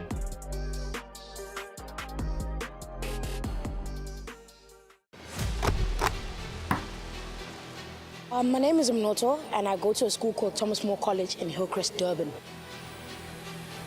I play Rocket League. Yeah, Rocket League is my favorite game. Thomas Moore doing it. Minoto coming off the seating. We placed third, unfortunately, in the schools league, and today we did not win a single game. I found it amazing. It was very hard, yes, in general, but yeah, that's what comes with competitiveness. No, this is in fact my first time being in person with friends, with teammates, and yeah, it's been an amazing experience. How did we prep? So we prepped by scrimming a lot, a week before our tournament, scrimming all the teams that were going to be here. And we also did just sessions with our coach, yes. I experienced playing in front of a crowd for the first time, all the nerve, all the pressure on top of you, and how you can really play differently at home and in front of people, yeah. My highlights was probably meeting all the pros, Snowy, To Die For, Cams, Ram, Mr. Low. Yeah, that was definitely my highlights. My hopes are to stop playing RLCS, maybe make top 8s, and really make a name for myself, so yeah.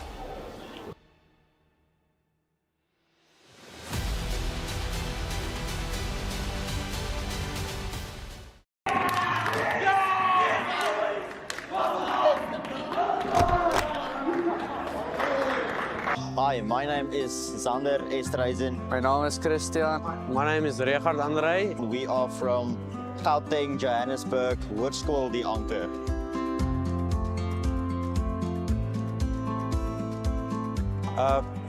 The games are definitely challenging. We have a lot of different players with different skills. They are very good. Some of them are poor at the game, but it's very challenging. I say it's hard, difficult. Van hulle was lekker, van hulle was moeilik. Daar was baie kompetisie. Daar was verskillende spelers, van die spelers was baie goed. Ek het dit geniet, dit was lekker. Yes, it was extremely fun.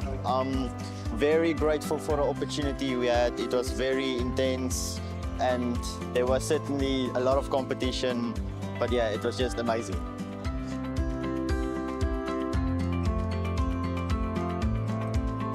yes, this is our first LAN experience ever, so we are extremely grateful for the opportunity. Yes, this is me and my team's first LAN experience ever, and it's quite different, very different. A lot of people around us can hear what they are communicating to the teammates, and it's definitely more pressure than at home. We're comfortable. Ja, dit is my eerste LAN experience. Dit is baie anderste, baie groter. Ek het dit nie verwag nie. Die mense is nice, almal. You can feel the environment.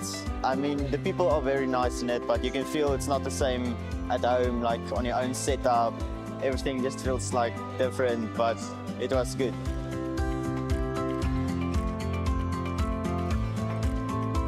Ons het saam in creative geoefen, ons het zone wars teen mekaar gespeel. Ek en my span het in 'n trios gaming gegaan. Ons het ons strats uitgewerk en ja.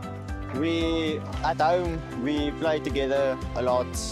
Creative mode, public games against other people, just making sure we know what we have to do as a team. I definitely did do some mentality stuff. I've motivated myself, and that's how I put it.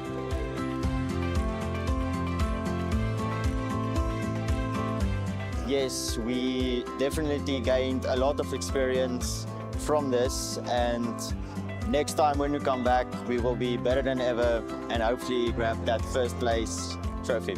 Ons het baie goeders geleer om saam te speel, nuwe strats, waar om te land. Dit was baie lekker. Ons het dit geniet, ja. Yes, I learned that I doubted my opponents. I thought that I was this guy placing first, but no. Yeah, I learned that I should not be cocky, lower my ego, and definitely train harder, play more.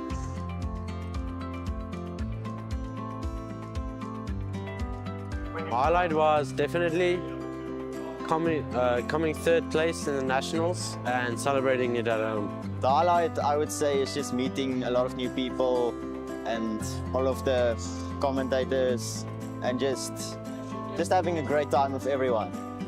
Dat ons derde kon gekom het in die ASL.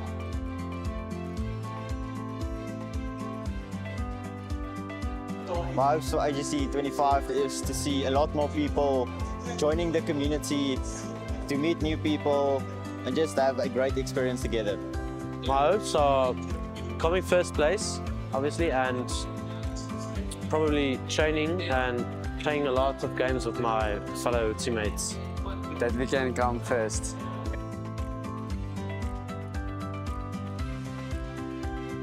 Thank you all for your support, and thank you to you all that doubted us. Sterkte, daai kant, almal kan dit doen as julle julle harte in dit sit. For my school, I would say we tried our best. We were extremely grateful. We were chosen for this opportunity, and we did our best. And next year, we will certainly come back and be on top.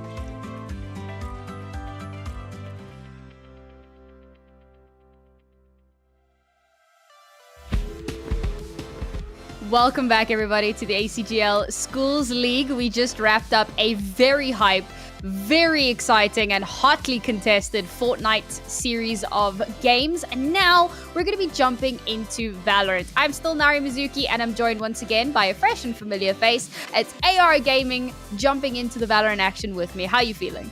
Again with the fresh and familiar. Is this just the vibe for today? That's always my vibe. I'm doing fantastic. I watched that entirety of Fortnite. 18 kills and a victory on that second game is absolutely wild, and congrats to the teams that are on top right now. But like Naomi said, we are hopping into some Valorant action right now. Who are we going to be spectating within this, Sam? We've got two very prominent and prolific teams today that we have definitely been looking forward to seeing. It's Waterkloof going up against Eldorain. Yes.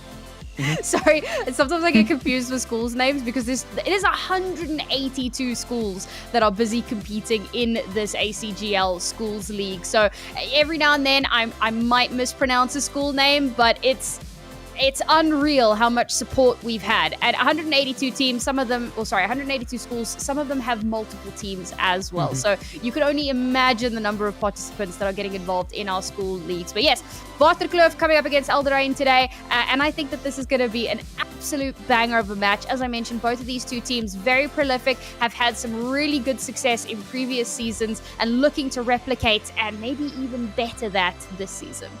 Yeah, and of course, all of this made possible by Ace and Nitro, giving all these opportunities for all of these guys to enter the esports leagues, to take that stepping stone to become the future of esports. Heck, maybe even go play overseas one day, representing ZA in the big leagues. And this is where it all starts right here. But without any further ado, let's get into the game of Waterkloof versus Elderrain. Now, you said both of these teams are absolutely fantastic within it, so it's going to be an absolute banger to see how these guys go up against each other. And we are going to be on Lotus, Sam.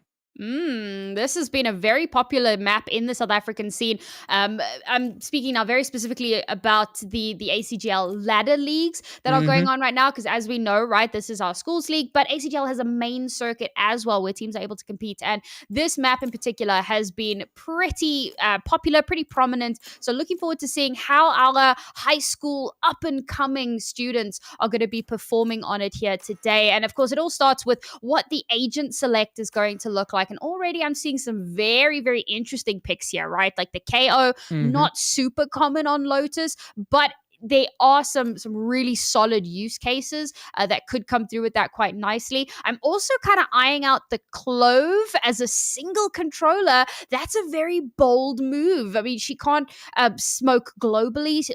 They can't smoke globally, can't smoke, across the map like an Omen can. So you could be a little bit limited in that, but that resurrection could be a huge difference maker. Yeah, no, absolutely. And talking about smokes as well on the side of Elderrain, hovering over Omen right now. We know how popular Omen is as a pick. For the side of Waterkloof, though, instant lock-in on that Gecko. And, Gecko, a prime favorite on this map. You send out Wingman, go plant for me while I cover my teammates. It offers you so much utility in terms of shooting while you're still getting the plant off, and it's very, very helpful. But we have our team selected. We're loading in. We do see the Jet over on the side of Waterkloof over there, followed up by the Rays. We've got Cypher over there for those trips as well. On the side of Elderrain, KJ is going to be sort of the main buffer right now for this. We have that KO that you did mention. Fade as well. It is going to be a very, very interesting match over here. Do you think it's kind of poetic that Gecko looks a little bit like young Eminem? I was hoping that you were going to mention it first. Guys, I'm going to be completely honest with you. I don't know if I'm going to get as much Slim Shady puns off as I want to. But I'm going to try my best for all of you guys, okay? Oh, no. All right, guys. Look, it's going to be a long match, Sam. It's almost going to be as long as 8 Mile over here. Good grief. All right, let's kick this off. We do have Elderrain starting off on the attacking side. We'll see how they manage to mount this one. I am interested in the Killjoy without a Viper. I feel like you lose a little bit of that synergy, but we'll see how they make it work. There's a lot of opportunities. And also in our high school division, a lot of it comes down to kind of individual skill. That's where most of their abilities are going to come through. As now we've got Elderrain kind of angling towards this B hit. And what did I say? The aim is what comes through massively. A good opening kill there, followed up with the paint shells onto Clove, so gonna take that offline. Can't aim. Lives up to their name there a little bit. Milkshakes takes him down, and now there's a clear advantage for Waterkloof as they look to push in. Spike hasn't been planted just yet. Shots ringing through. No one's checking for Kimono. A triple kill for them. Bomb or Spike will get planted, and that's gonna be Elderrain recovering and securing the round. Kimono over there with those flicks from headshot to headshot to headshot. Not even bothering with that plant over there. The team wipes up almost instantly after that first headshot, and they go ahead and secure the first round. But it is pistol round that just passed. It can be sort of that mental attack. You could have the mental advantage being how dominant it is on pistol round, but we're not going to take it too heavily over here. Let's look at the kills. Kimono on 3 over there. A fairly even spread. And as for the buys right now, we are going to see a Guardian as well. So let's see what happens over here. Paint shells will go out towards main. The teleport from Omen has come through in rubble. Gets one. Gonna pop a reload. Blind goes out. Does swing again. Cannot get the second one though, Sam. Yeah, that reposition should have been heard, should have been clocked, and unfortunately, they just don't notice it. Now, he is instantly traded, so that does give a little bit of room to breathe for Waterkloof, but for attackers, those trades generally go in their favor, and now they've walked onto a free and clear C site. Yeah, no, absolutely, and they're gonna go ahead, get that plant off almost immediately. We do see Not Ready with the sheriff in hand gets taken out by Can't Aim over there. Now managing to aim with that Guardian. Prowler gets taken out before it's even there. KJ gets taken out by Molshakes. The right click from that classic. Can't Aim just watching down the waterfall with that Guardian in hand. Ghost, or Dr. Ghost, I should say, sheriff in hand now. Pushing up. Misses the shot. Actually gets a little tag over there. Hayes doesn't hit that Marshall. Flash goes out. But unfortunately, too focused on that tunnel vision. Gets taken out, and now it's all down to Kimono, who gets taken out by Omar Biscuits. Making me smart for Omar Rusk over here right now. And the defuse will go through, tying us up. A nice little recovery from Waterkloof, given how they lost that first round. I like the fact that they play more retakey, so you've got quite a few people on B, and that gives a lot of potential for rotations. They can retake on A or C, depending on where they need it. And so it kind of kicks off with a little bit of presence over towards A, where we had quite a few players. It was a bit of a gamble. But once they take out that Omen and realize it's not going to be a hit onto A, that allows them the space to reposition and get ready for a retake. And they perform that retake very, very nicely. In fact, they get so much done versus a Guardian, even with pistols. Very, very impressive round from them. And that's going to cause some economic chaos for Eldorain, which this could have been a rifle round, or rather a bonus round for them, but they're forced to reinvest, and it's quite a wonky reinvest. I'm surprised that they've opted to force up a little bit into this. Yeah, and speaking of rifles, a couple Vandals on the board as well. Milkshake's just waiting by the window, waiting for it to break, hopefully get that shot. We see the entire side of Eldorain now falling back, perhaps looking for that rotate. Page are going to lead the charge over here right now, making sure to watch angles, check corners. And if you look at that mini-map over there, Waterkloof is all over towards A. This is going to be a sort of a freer site. There is that Cypher trip that they need to be wary of. They do spot it out. It gets taken out. And now the push over onto C. And they are going to be looking to take site very, very quickly and plant the spike almost immediately. It's an interesting setup. I mean, generally you play a weak side C, but you normally have at least one player to anchor and to potentially play that first line of defense. But instead, Waterkloof playing very offside. Can't aim. Shots through the smoke will connect beautifully on Omar Biscuit's head. And now just, I mean, that force definitely paying off. However, this retake, Slim Shady is crisp with it and brings it down to a 2 versus 2 before getting taken out. However, that spike is ticking away. Time is not on their side. Slim Shady gets the kill shot over on one, could not get it on the other. But with the time ticking away on the spike right now in a 2v1 situation, it's best to just back up, save that gun for Milkshakes right now, and give that round to Eldorain.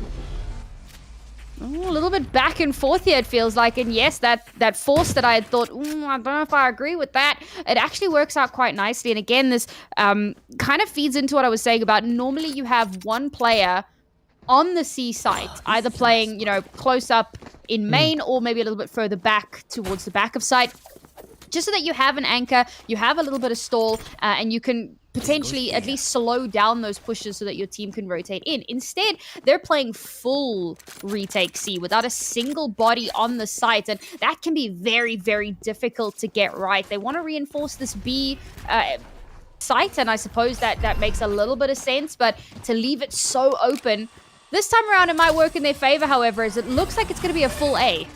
Yeah, no, absolutely. Smokes go down. We see Slim Shady moving towards tree. Only a sheriff in hand. Shot goes off from Can't Aim. The paint shells go out as well.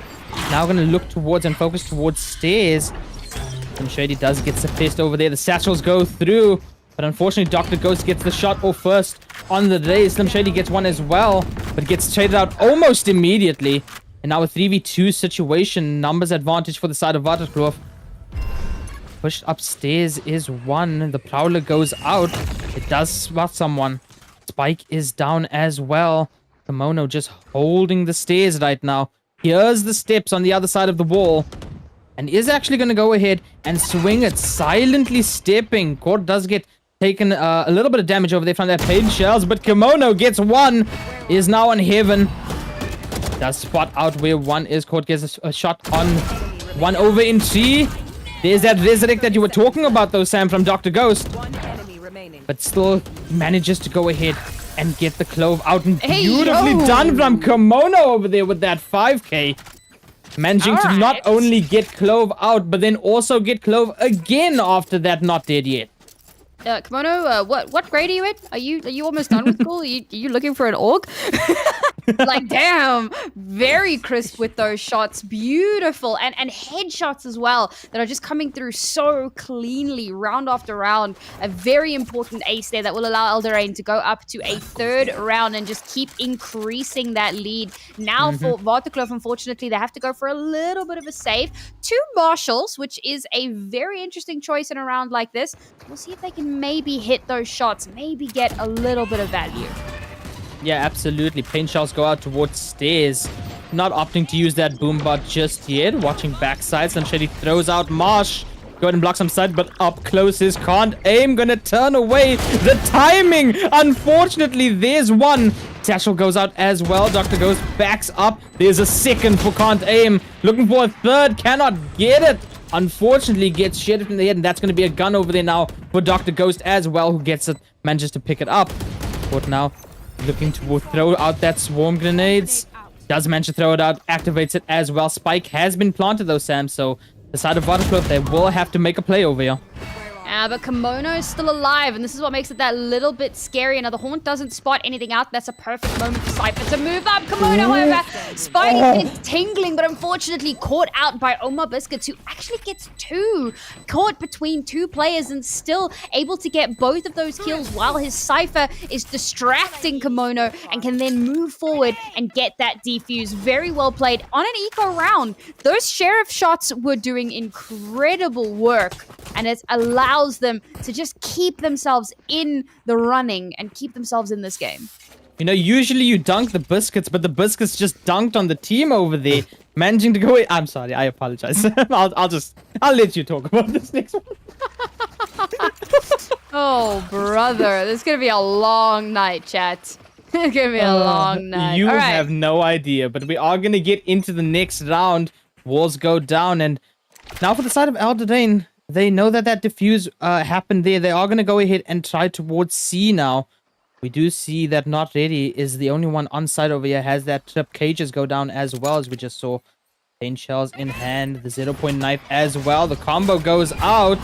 Does not scan. The Haunt, however, will go ahead and reveal Not Ready. And immediately the showstopper. The disrespect on that. Taking out Not Ready. And now they will go ahead and take sight, and they will go ahead and be able to plant. And now it's just a matter of time before they can go ahead and hold off can't aim, making sure that name is alive, and just to get that headshot beautifully with that Guardian. And the spike now still not planted. We'll go ahead one more time. Tashos go through to back away, and now with the spike planted, the timer begins for the side of Waterkloof. But very, very tough over here in a 5v2 situation. Can't aim up to 3 kills here, looking to get an ace of his own. Very low on HP, however. Milkshakes, tries to shut him down, but that's a 4th for Can't Aim, looking to get the final one. No! I can't believe you've done this, Can't Aim. That has that ace stolen away at the last second, but great round from him, and just really, I love the way that he plays that as well. He does this in most of the rounds where they hit C, but he takes that back control, gets all the way into alley towards their spawn, and he can cut off rotations really, really quickly or give information over to the rest of the team. So not only does he, hit those shots beautifully, but he's really assisting the team in other really important ways. Man, almost an ace over there. Do you think that Can't Aim right now is just like, why are we still here just to suffer? Almost so close over there. But unfortunately, we move on to the next round. 4-2 is our score right now. Pain shells. It does go out. Will not go ahead and connect. More pain shells going out towards the window. Mosheks with the Sheriff. Tries to get a shot and dashes out, but no connection on that bullet. We see the Prowler go through tree, not spotting anyone. Spike Carrier does get taken down, though. Sheriff's down on drop from Dr. Ghost, gets one. Will have that overheal just to put a little bit more of a pep in their step. Milkshakes gets taken out by Can't Aim, and now pushing onto site strongly is Elderane. Slim Shady all the way from behind, looking to sneak up like a kamikaze behind the entire team, but it's going to be tough in this 3v1 situation. Yeah, let's be honest. It's very unrealistic. I think the best thing that you could actually do here is save the rifle. But no, looking to push it, gets the first 1 versus 2, time away, manages to hit the shot onto the Killjoy. Now, 1 versus 1 versus the Fade. So little to work with. Gonna throw out Wingman to go for the defuse. Wingman doesn't get shot down. No, he misclicked. He didn't do it properly. There's no time left. Komodo hits the shot. What a heartbreaking way for that round to go. Just hits the wrong mouse button, and Wingman runs up to the spike, says, what am I meant to do, and runs straight back. Wingman had one shot, one opportunity to defuse that spike, but unfortunately the misclick will cost that round for the side of Waterkloof. 5-2 is the score, and now we look at the buys. We do have Not Ready over with that Marshall. Actually going to switch it out to that Spectre on the side of Elderane. Very, very scary. They've got enough money, even if they lose this next one, to go ahead and make sure that they get the advantage in guns as well. We even have an ult on the side that would be the showstopper online from Oma Biscuits over there. Boombot goes out through the smokes. Bullet spot anyone? Does not seem like it, as Can't Aim moving through the smokes. We'll see some util come through to stairs. Milkshakes will get the Elim over on Can't Aim. Dr. Ghost will get it on Hayes. Gets a double actually over there. Omen is down as well now. And now for the side of Waterkloof, they do have the advantage in terms of manpower. 5v2 situation. I have so many of those ultimates online. Oh, but Kimono's still alive. And when Kimono's still alive, there's still a chance. Great fancy footwork there. Gets 2 kills. Make this a far more doable situation. But Neural Theft has come out. They know exact positioning. Yeah, Kimono! Good lord, man. You can't keep doing that. Catches on the rotation. Knows that Not Ready is there, which means that he can let his teammate know there's at least one here. You need to be careful. The last is unknown. But he's keeping this Cypher busy for as long as humanly possible. Now it's going to come down to on the side towards the back. No! Swings out while in the reload. Kimono now is on for yet one more ace. And one more ace is what it's going to take to make sure that this defuse doesn't go through. The Haunt comes, or rather the Prowler to come through. Doesn't manage to connect, but knows where that last player is. Has an inkling. Does he realize that Ghost is now wrapping around? Kimono hears the footsteps, knows exactly where that last player is, and as he rounds the corner, it's another ace for Kimono. Beautifully done. I'm starting to think that Singularity skin might just be aimbot with the way that Kimono is actually playing. 16 kills on the board and an ace to clear out that round, pushing that score up to 6-2 in favor of Elderane. Only a couple more rounds over here right now for Waterkloof to try to go ahead and tie up the score, but it's gonna be very, very tough with the way that Elderane is playing right now. Yeah, Elderane and more specifically Kimono. I mean, Can't Aim is up there, right? He's also putting in so much work, but 2 aces in one map here is just absolutely unreal. Now, unfortunately, Slim Shady will miss that first shot and unfortunately goes for a second and gets spammed down. Not Ready, playing this anchor, playing on the site, trying to create a little bit of a stall just to give his team time to rotate in. We've got a lurk being set up around the corner, but is there going to be enough time for it? Not Ready's been spotted out. Now Skull pushes into the smoke. Ooh, that was very nearly a fumble, but finally he will make those shots connect. Now Dr. Ghost being so good with the Sheriff up until this point, but this time around cannot make that magic happen. Now finally that lurk will activate, but too little, too late. They now know where those last 2 players are. They can focus on in and make sure that these last 2 Waterkloof players are unable to come in for this retake. Hayes tucked into the corner here, waiting for someone to walk past him, unsuspecting. They know he's there, but he'll still win that battle. And now Milkshakes has to just run away, try to hold on to a Marshall. Not the best gun to be trying to save, but Kimono ready and waiting. And it's a flawless round for Elderane.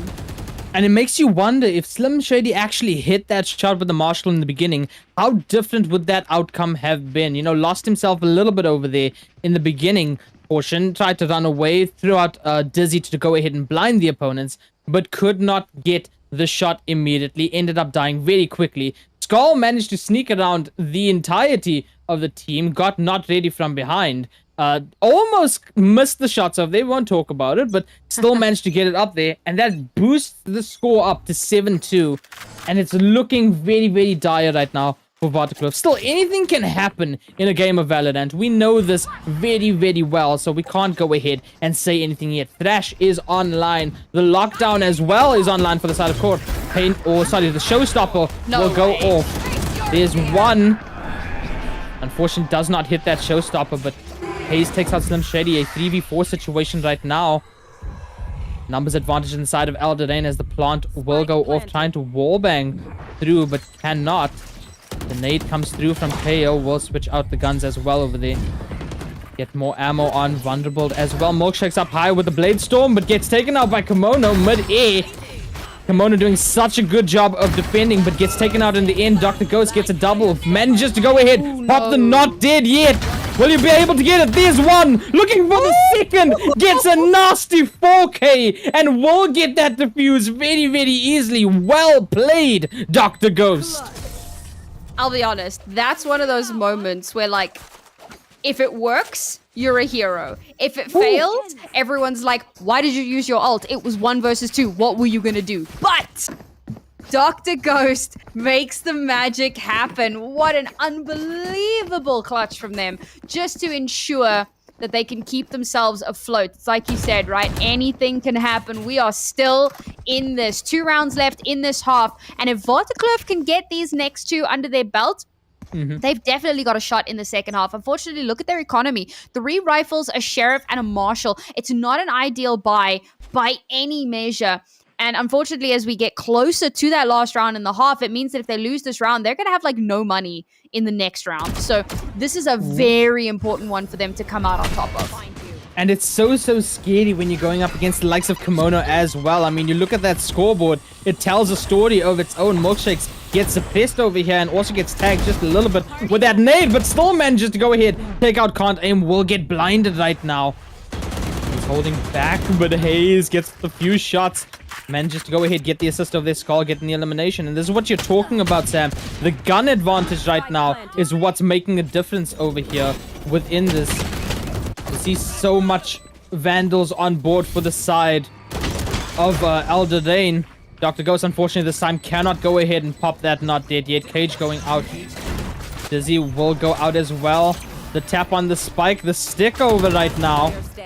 That was brave. Unfortunately, gets taken out, and one from behind will take out Slim Shady and boost that score up to 8-3. I think the big issue that's being faced right now is Eldraine play very death ball. And unfortunately, Waterkloof, the coordination isn't where it needs to be. You've got a lot of players that are just kind of running in solo, giving over too many ones, and allowing Eldraine to just, you know, have 3 or 4 players staring at them as they swing out all on their own. So, unfortunately, those fights are very, very difficult to come out on top of. And as mentioned, right, money not great for this last round and a half. They're still managing to pull through a decent buy. The worst thing, they obviously being the sheriff, but they've got a bulldog alongside. And this is interesting. Last round up to come out. We'll see if Kortzak can make some magic happen with that one, as now they start pushing in towards this C site and already not ready, under heavy pressure, forced back out of position and instantly shut down. Yeah, but Skull gets taken out by Slim Shady over there. That will be a good gun to pick up, and does manage to pick it up. The alarm bot going down from Court right now. Up still in hand as they're looking to take space and plant that spike.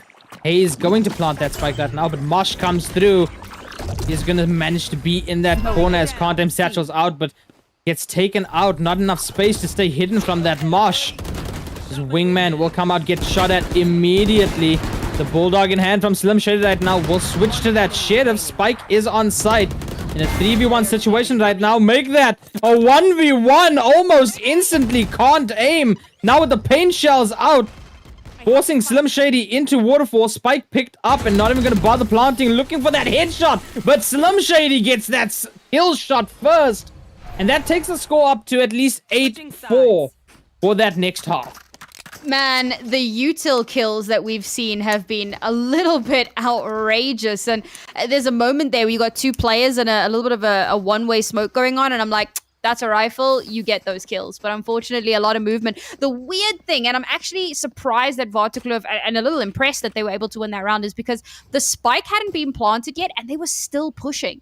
I mean, they could just play a little bit more safe, hold angles a little bit, try to deny the recovery of the spike, but instead they keep pushing, they keep losing players, and I'm like, oh, this is getting a little bit dangerous. But the fact that Slim Shady survives, that can't actually hit the shot onto him, and then Slim Shady himself is able to get that shot off, absolutely massive clutch, which brings us to an 8-4, very, very much recoverable as we head into our first round of the second half.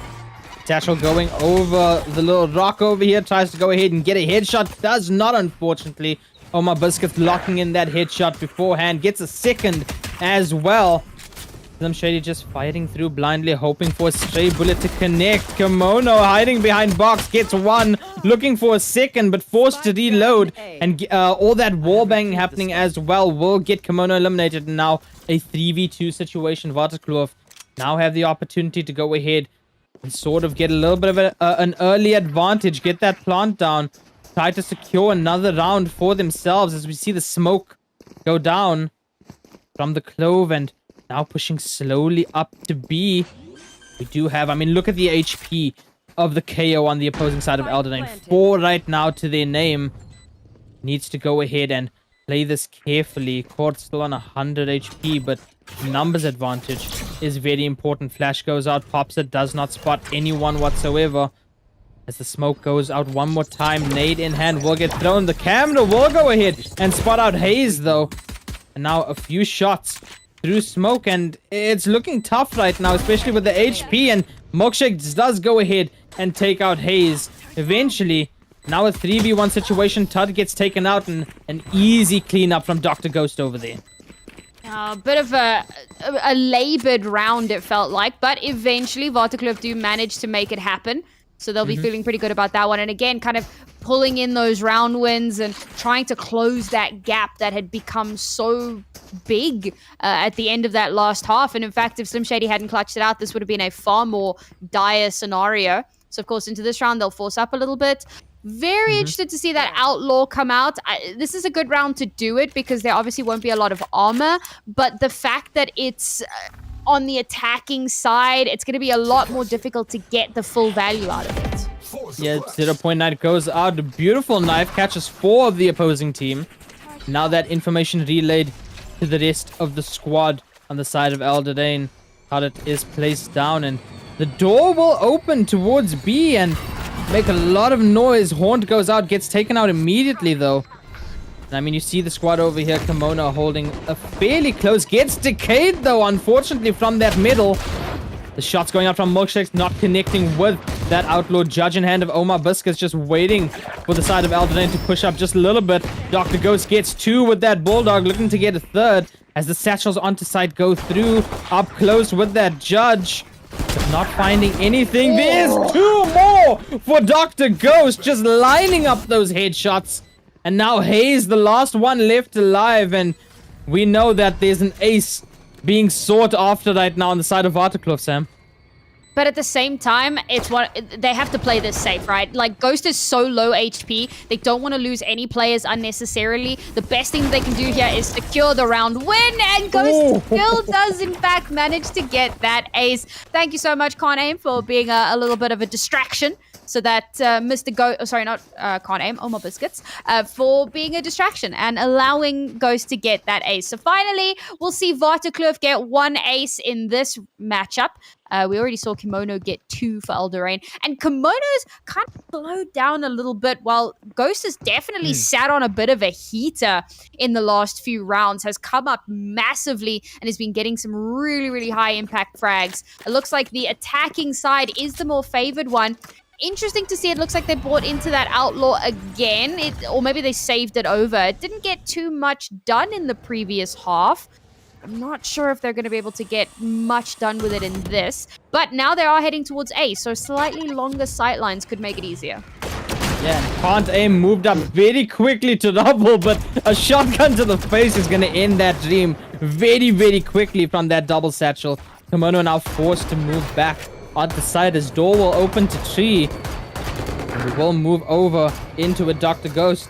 Getting another one with that Bulldog. Kimono actually getting taken out over there. And you know now that the side of Waterkloof are thinking, hey, look, we got that one. Let's push as much as we can. Hayes manages to get Omar Biscuits, though. Throws that knife out and backs up very, very quickly. 3v3 situation with 45 seconds left on the clock.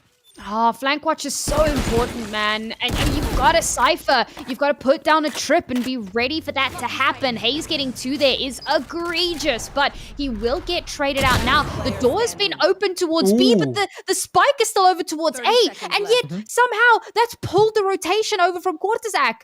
Has already decided it's probably going to be a B movement, so is so far away when that spike does start to get planted.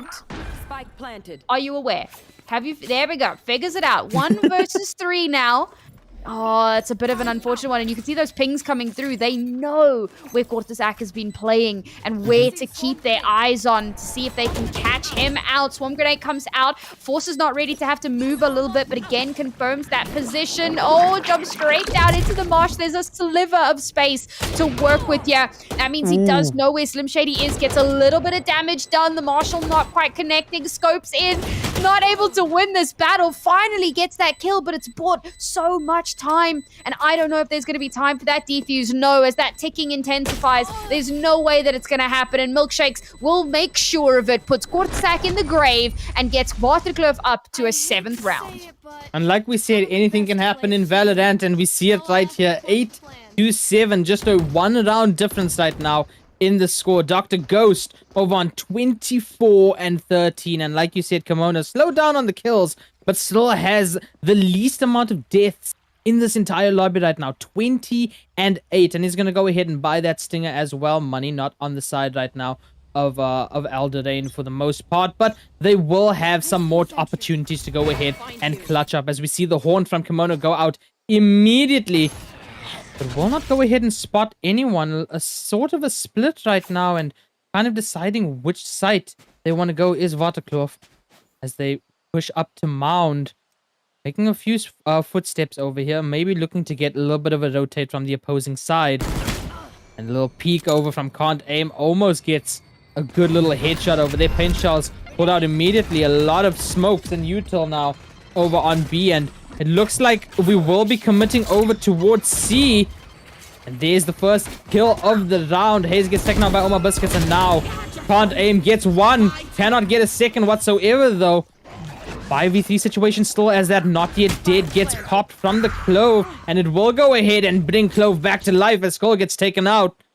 And it's now down to 5v2. Kimono and Port, the last 2 left alive on the side of Aldrin. Make that, it's just Port right now as the paint shells go out. Will it connect?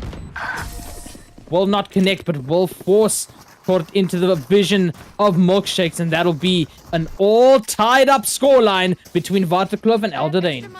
And you can see that this is what Waterkloof were playing for. They came in with a double duelist, and they were like, all right, guys, we just need to get as many rounds as we can on the defensive half, because when we swap sides, that's where we're going to activate. And they're going for a hyper-aggressive play style. And it's not really the duelists that are you know, getting crazy numbers of kills. They're doing very well. Obviously, it's Ghost that's playing as a bit of a pseudo-duelist. And again, I was like, a Clove? That's interesting. This is why. So in a way, you've kind of got 3 duelists plus the utility of having smokes as well. And that hyper-aggression, so many teams struggle to deal with that. So 4 rounds in a row have Waterkloof managed to pick up for themselves. In fact, 6 if you consider the 2 from the previous half as well. And they're not looking to slow down here. They're looking to try to take that lead. We've now got ourselves evened out, but it's very obvious they're going for this A hit. Can Alderain stem the tide? Well, that's what they gotta hope for right now. The score's been tied up. They've lost a couple in here right now. They need to go ahead and maintain that mental, and mental so important in a game like Valorant. Kimono gets 2 almost instantly, but gets taken out by Milkshakes as the showstopper gets popped. We'll go ahead and take out Can't Aim. We'll look for another kill. Cannot get it now. A 2v2 situation. Skull and Court against Milkshakes and Slim Shady. As they try now, Wingman going to go ahead and get that plant. Smokes will go out from Skull over on G. Looking to use that smokes as some beautiful cover. Maybe go for the defuse over here, but it's going to be very risky, especially since you know that they are in Court is playing that drop, but gets taken out. 1v1 right now. Slim Shady versus Skull. Taps the spike, but Slim Shady is not afraid to take that stand. And I know you. I heard you laugh. Thank you. I'll take that one. Thank you. You appreciate the pun. That was not a laugh, that was a snort. It counts, Sam. It counts. Don't play 9-8. 9-8 is the score. Club taking the lead right now. Oh, man. I mean, I liked what Eldorain were trying there. Tap the spike, try to draw it out. You're pretty close. You're doubled up. They do manage to trade, but unfortunately not able to get both of the kills. And in a 1 versus 1, Varticlub have all the advantage because they just have to play time. They have to wait for the sound of the spike being tapped, and they could hear footsteps as well. They knew that it wasn't on the spike, so they had every bit of information that they need, and Slim Shady uses that to great advantage. Now, finally, Varticlub taking the lead in this series, and just a few rounds away from winning it out completely. I do like this, though. So much noise being made. Can't Aim is waiting. Paint shells in hand. Passes them out, but dies for his sins, unfortunately. And the paint shells don't even do that much. They manage to dodge it out entirely, and they'll use that door opening as a free rotation in towards this B site. Looking to see if anybody's lurking in on them. Now, the Nightfall will come through. That's going to give over a ton of information as the Haunt comes out, but there's no follow-up. There's nothing that goes off of that, so it's a wasted bit of utility. It's an ultimate that doesn't get any value. Spams through the smoke, and Oma Biscuits will get 2. Now only 2 players left alive for Eldorain, and this feels like an impossible task. It feels like Eldorain is falling apart very, very slowly, spraying through the smoke. One more time is Oma Biscuits getting another one, and it's all down to Kimono with a stinger in hand. And I mean, that's not going to do much for you, especially when you've got a full 5 stack waiting. We even have one with the flank, but Dr. Ghost will inevitably get that operator kill as well on Kimono. And only a couple more rounds needed for Varticlub, like you said, to go ahead and take the victory between these two teams. Yeah, double digits is now where things get very, very scary. I mean, look at that. Eldorain haven't been able to pick up a single round here so far on their defensive half.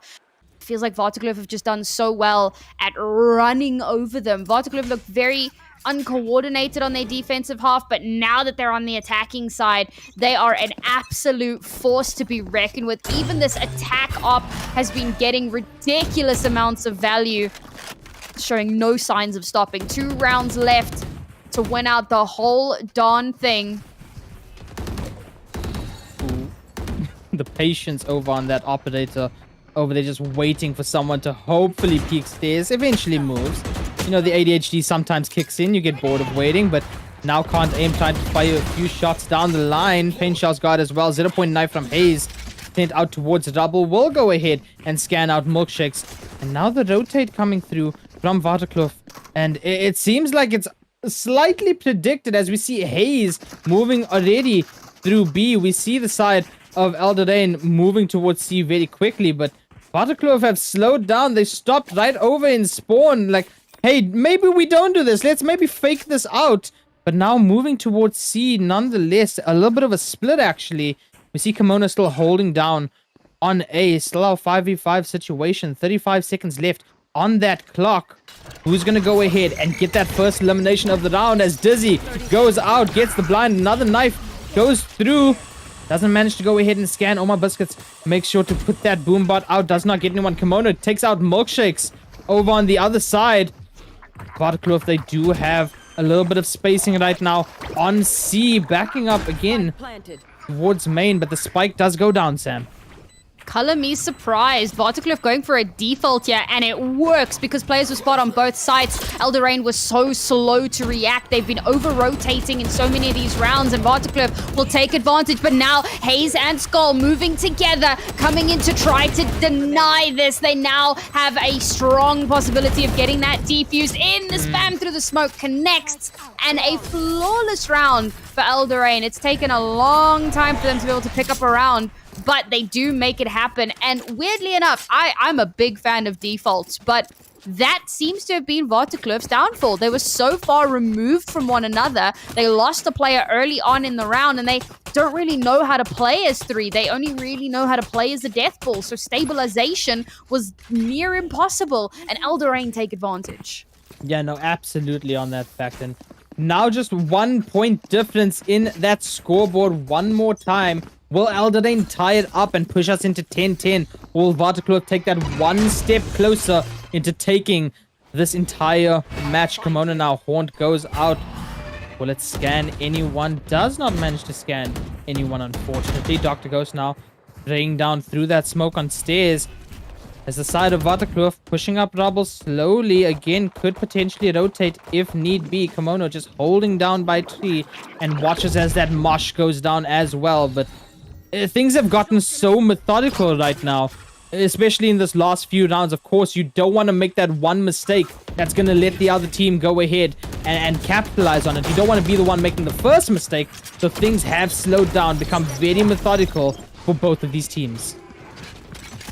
Now we're looking for a breakable push in towards this B side. The door has been destroyed.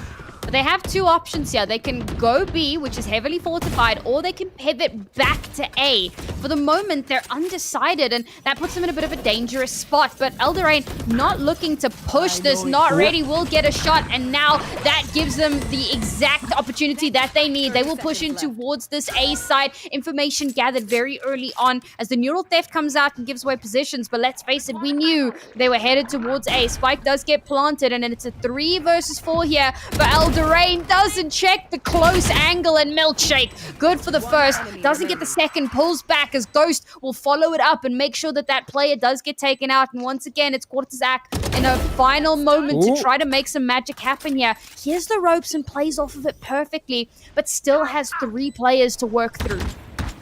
Absolutely, and now shots from lower down, but Court managing to get the better shot on Omar Biscuits over there. Puts down that alarm bot. But time ticking away so quickly as Wingman comes through.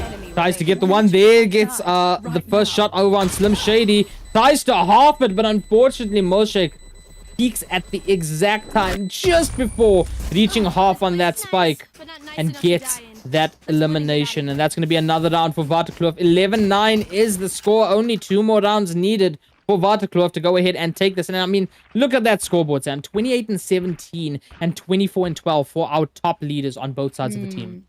Yeah, I mean, these players have been performing incredibly well individually. Obviously, we've got a few players that aren't, you know, haven't warmed up as much and unfortunately aren't having as good of a performance. But with how well some of these other players are doing, it's really kind of made up a little bit for that deficit. Now, the KO knife comes out, and that's going to give a lot of information over, like, hey, guys, the entire team is headed towards C. And with the the Thrash coming out there, thank you. That's gonna kind of confirm, along with the showstopper, that yes, it's definitely the C push. Can't aim. Thought that he might be able to survive while Omar Biscuits was distracted, but unfortunately, there's no chance here. Kimono has been good, less so on the second half, and Omar Biscuits will go ahead and grab the 4K in that round. 12-9, and we find ourselves on match point. And Omar Biscuits got 3 so quickly over there. Just entered sight and managed to pick up those very quickly. Of course, a little bit of a tag over there with Thrash managing to go ahead and get the detain. But beautifully done. The shots ever so pinpoint accurate on the headshots. And now we find ourselves in match point. And for the side of Eldorain, they got to do everything that they can to go ahead and push back Waterkloof, but just a little bit more. The Haunt will go ahead and spot out not ready. And for the side of Waterkloof right now, again, a little bit of a split. Omar Biscuit's going to go ahead, try to get that orb, manages to get that ult orb, plays through the box, but no one there to go ahead and connect those bullets. And now we'll rotate back towards the rest of the team, who are seemingly slowly pushing up rubble on A. Quite a lot of noise being made here. That'll give over some of that info. They're clearing angles quite nicely. Looking to break that door again as this door opens up. However, Kimono ready and waiting. Gets the first, follows it up. However, there was a revive to come through there. Clove is still not dead, and now all they have to do is just kind of avoid them as much as possible. Don't give them a moment. There you go, Kimono playing off of the boombot will put Ghost back in their grave, not allow them any more space to work with. As the door gets broken, they'll start moving in towards this B site. Finally, the lockdown comes out, but that's okay because we're going to get that bomb planted anyway. Wingman doing his job, exactly what he needs to do. Oh, my biscuit, what are you doing? Into the lockdown, but it doesn't matter because Kimono will just take him out anyway. Now, 2 players left standing. Kimono looking to try to get yet another ace for himself. Can he make it happen? Yes, but no, because it's 5 kills, but one of them was the clove twice, so... I mean, it was still 5 kills, right? We count. We'll count it. Yeah. We'll count it. There you go. Another ace for Kimono. How many aces are we going to get this game? This is insane. But 10-12 is the score right now. Eldraine managing to go ahead and use that lockdown beautifully at the precise time of that plant to go ahead and get themselves another round. And Kimono now warmed up one more time, getting 5 kills alone in that round. And it's still match point over here. Waterkloof can still go ahead and easily take this game if they play together, if they don't go into shambles, and if they play it precisely and perfectly. Hayes looking for that 0-point knife one more time. It will go out, and this time it will go ahead and scan out the side of Waterkloof. They are going to get that ult off. They are going to go ahead and open that door. We will see the smokes come out. The boombot as well from Can't Aim, followed up by the paint shells as well. And a little bit of a pre-fire. The turning paint shells coming through. And now the spray through the smoke. But side of Waterkloof, they are going to move through that door. They are going to go ahead and try to maybe take B over here. Swarm grenades are going to go ahead and push them back. Milkshakes will get that operator shot over on Hayes. Dash active will dash away.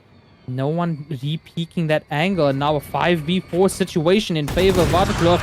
Can't Aim peeks, almost gets taken out. The showstopper will miss. Unfortunately, Can't Aim barely getting out with their life, but will get taken out by Milkshakes nonetheless. And now the plant will go down in a 5v3 situation, Sam. Yeah, a lot of good utility getting used there. Kimono trying to fight it back, but Omar Biscuit's in that very popular, position for him. Going to be able to get yet another kill. Now 2 players left, Kimono and Quartus playing together, trying to play off of one another. We've got a high-low setup over here.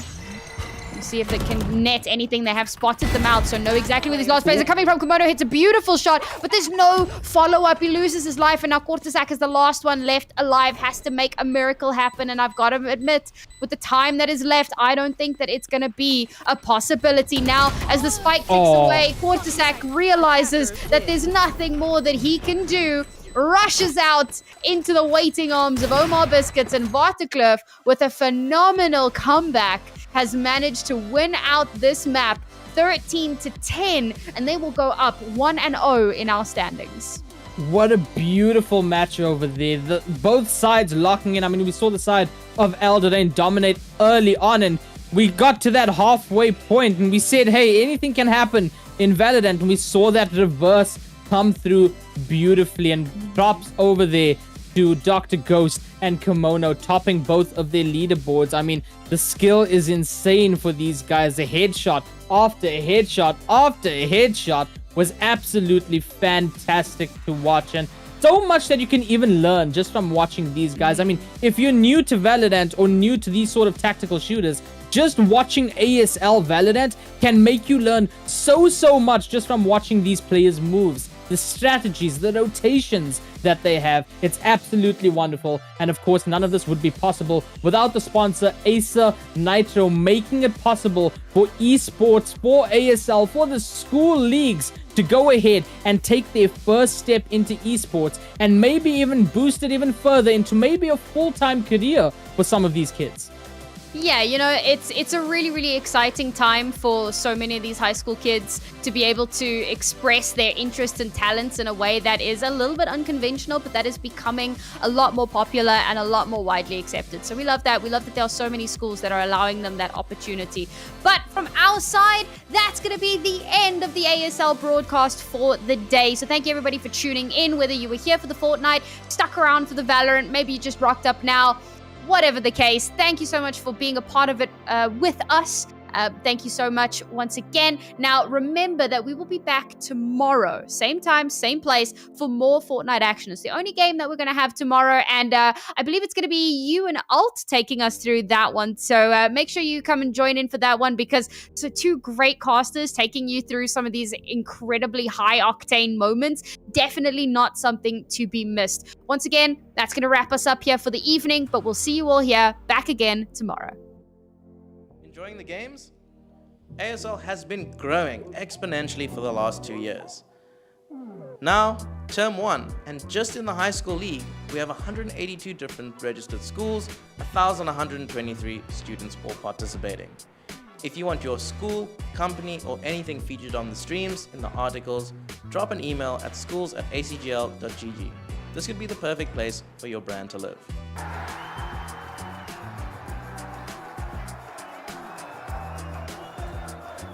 But if you're not looking to be involved with the high schools, we still have the primary school and university leagues. So, what are you waiting for? It's time to get involved in esports.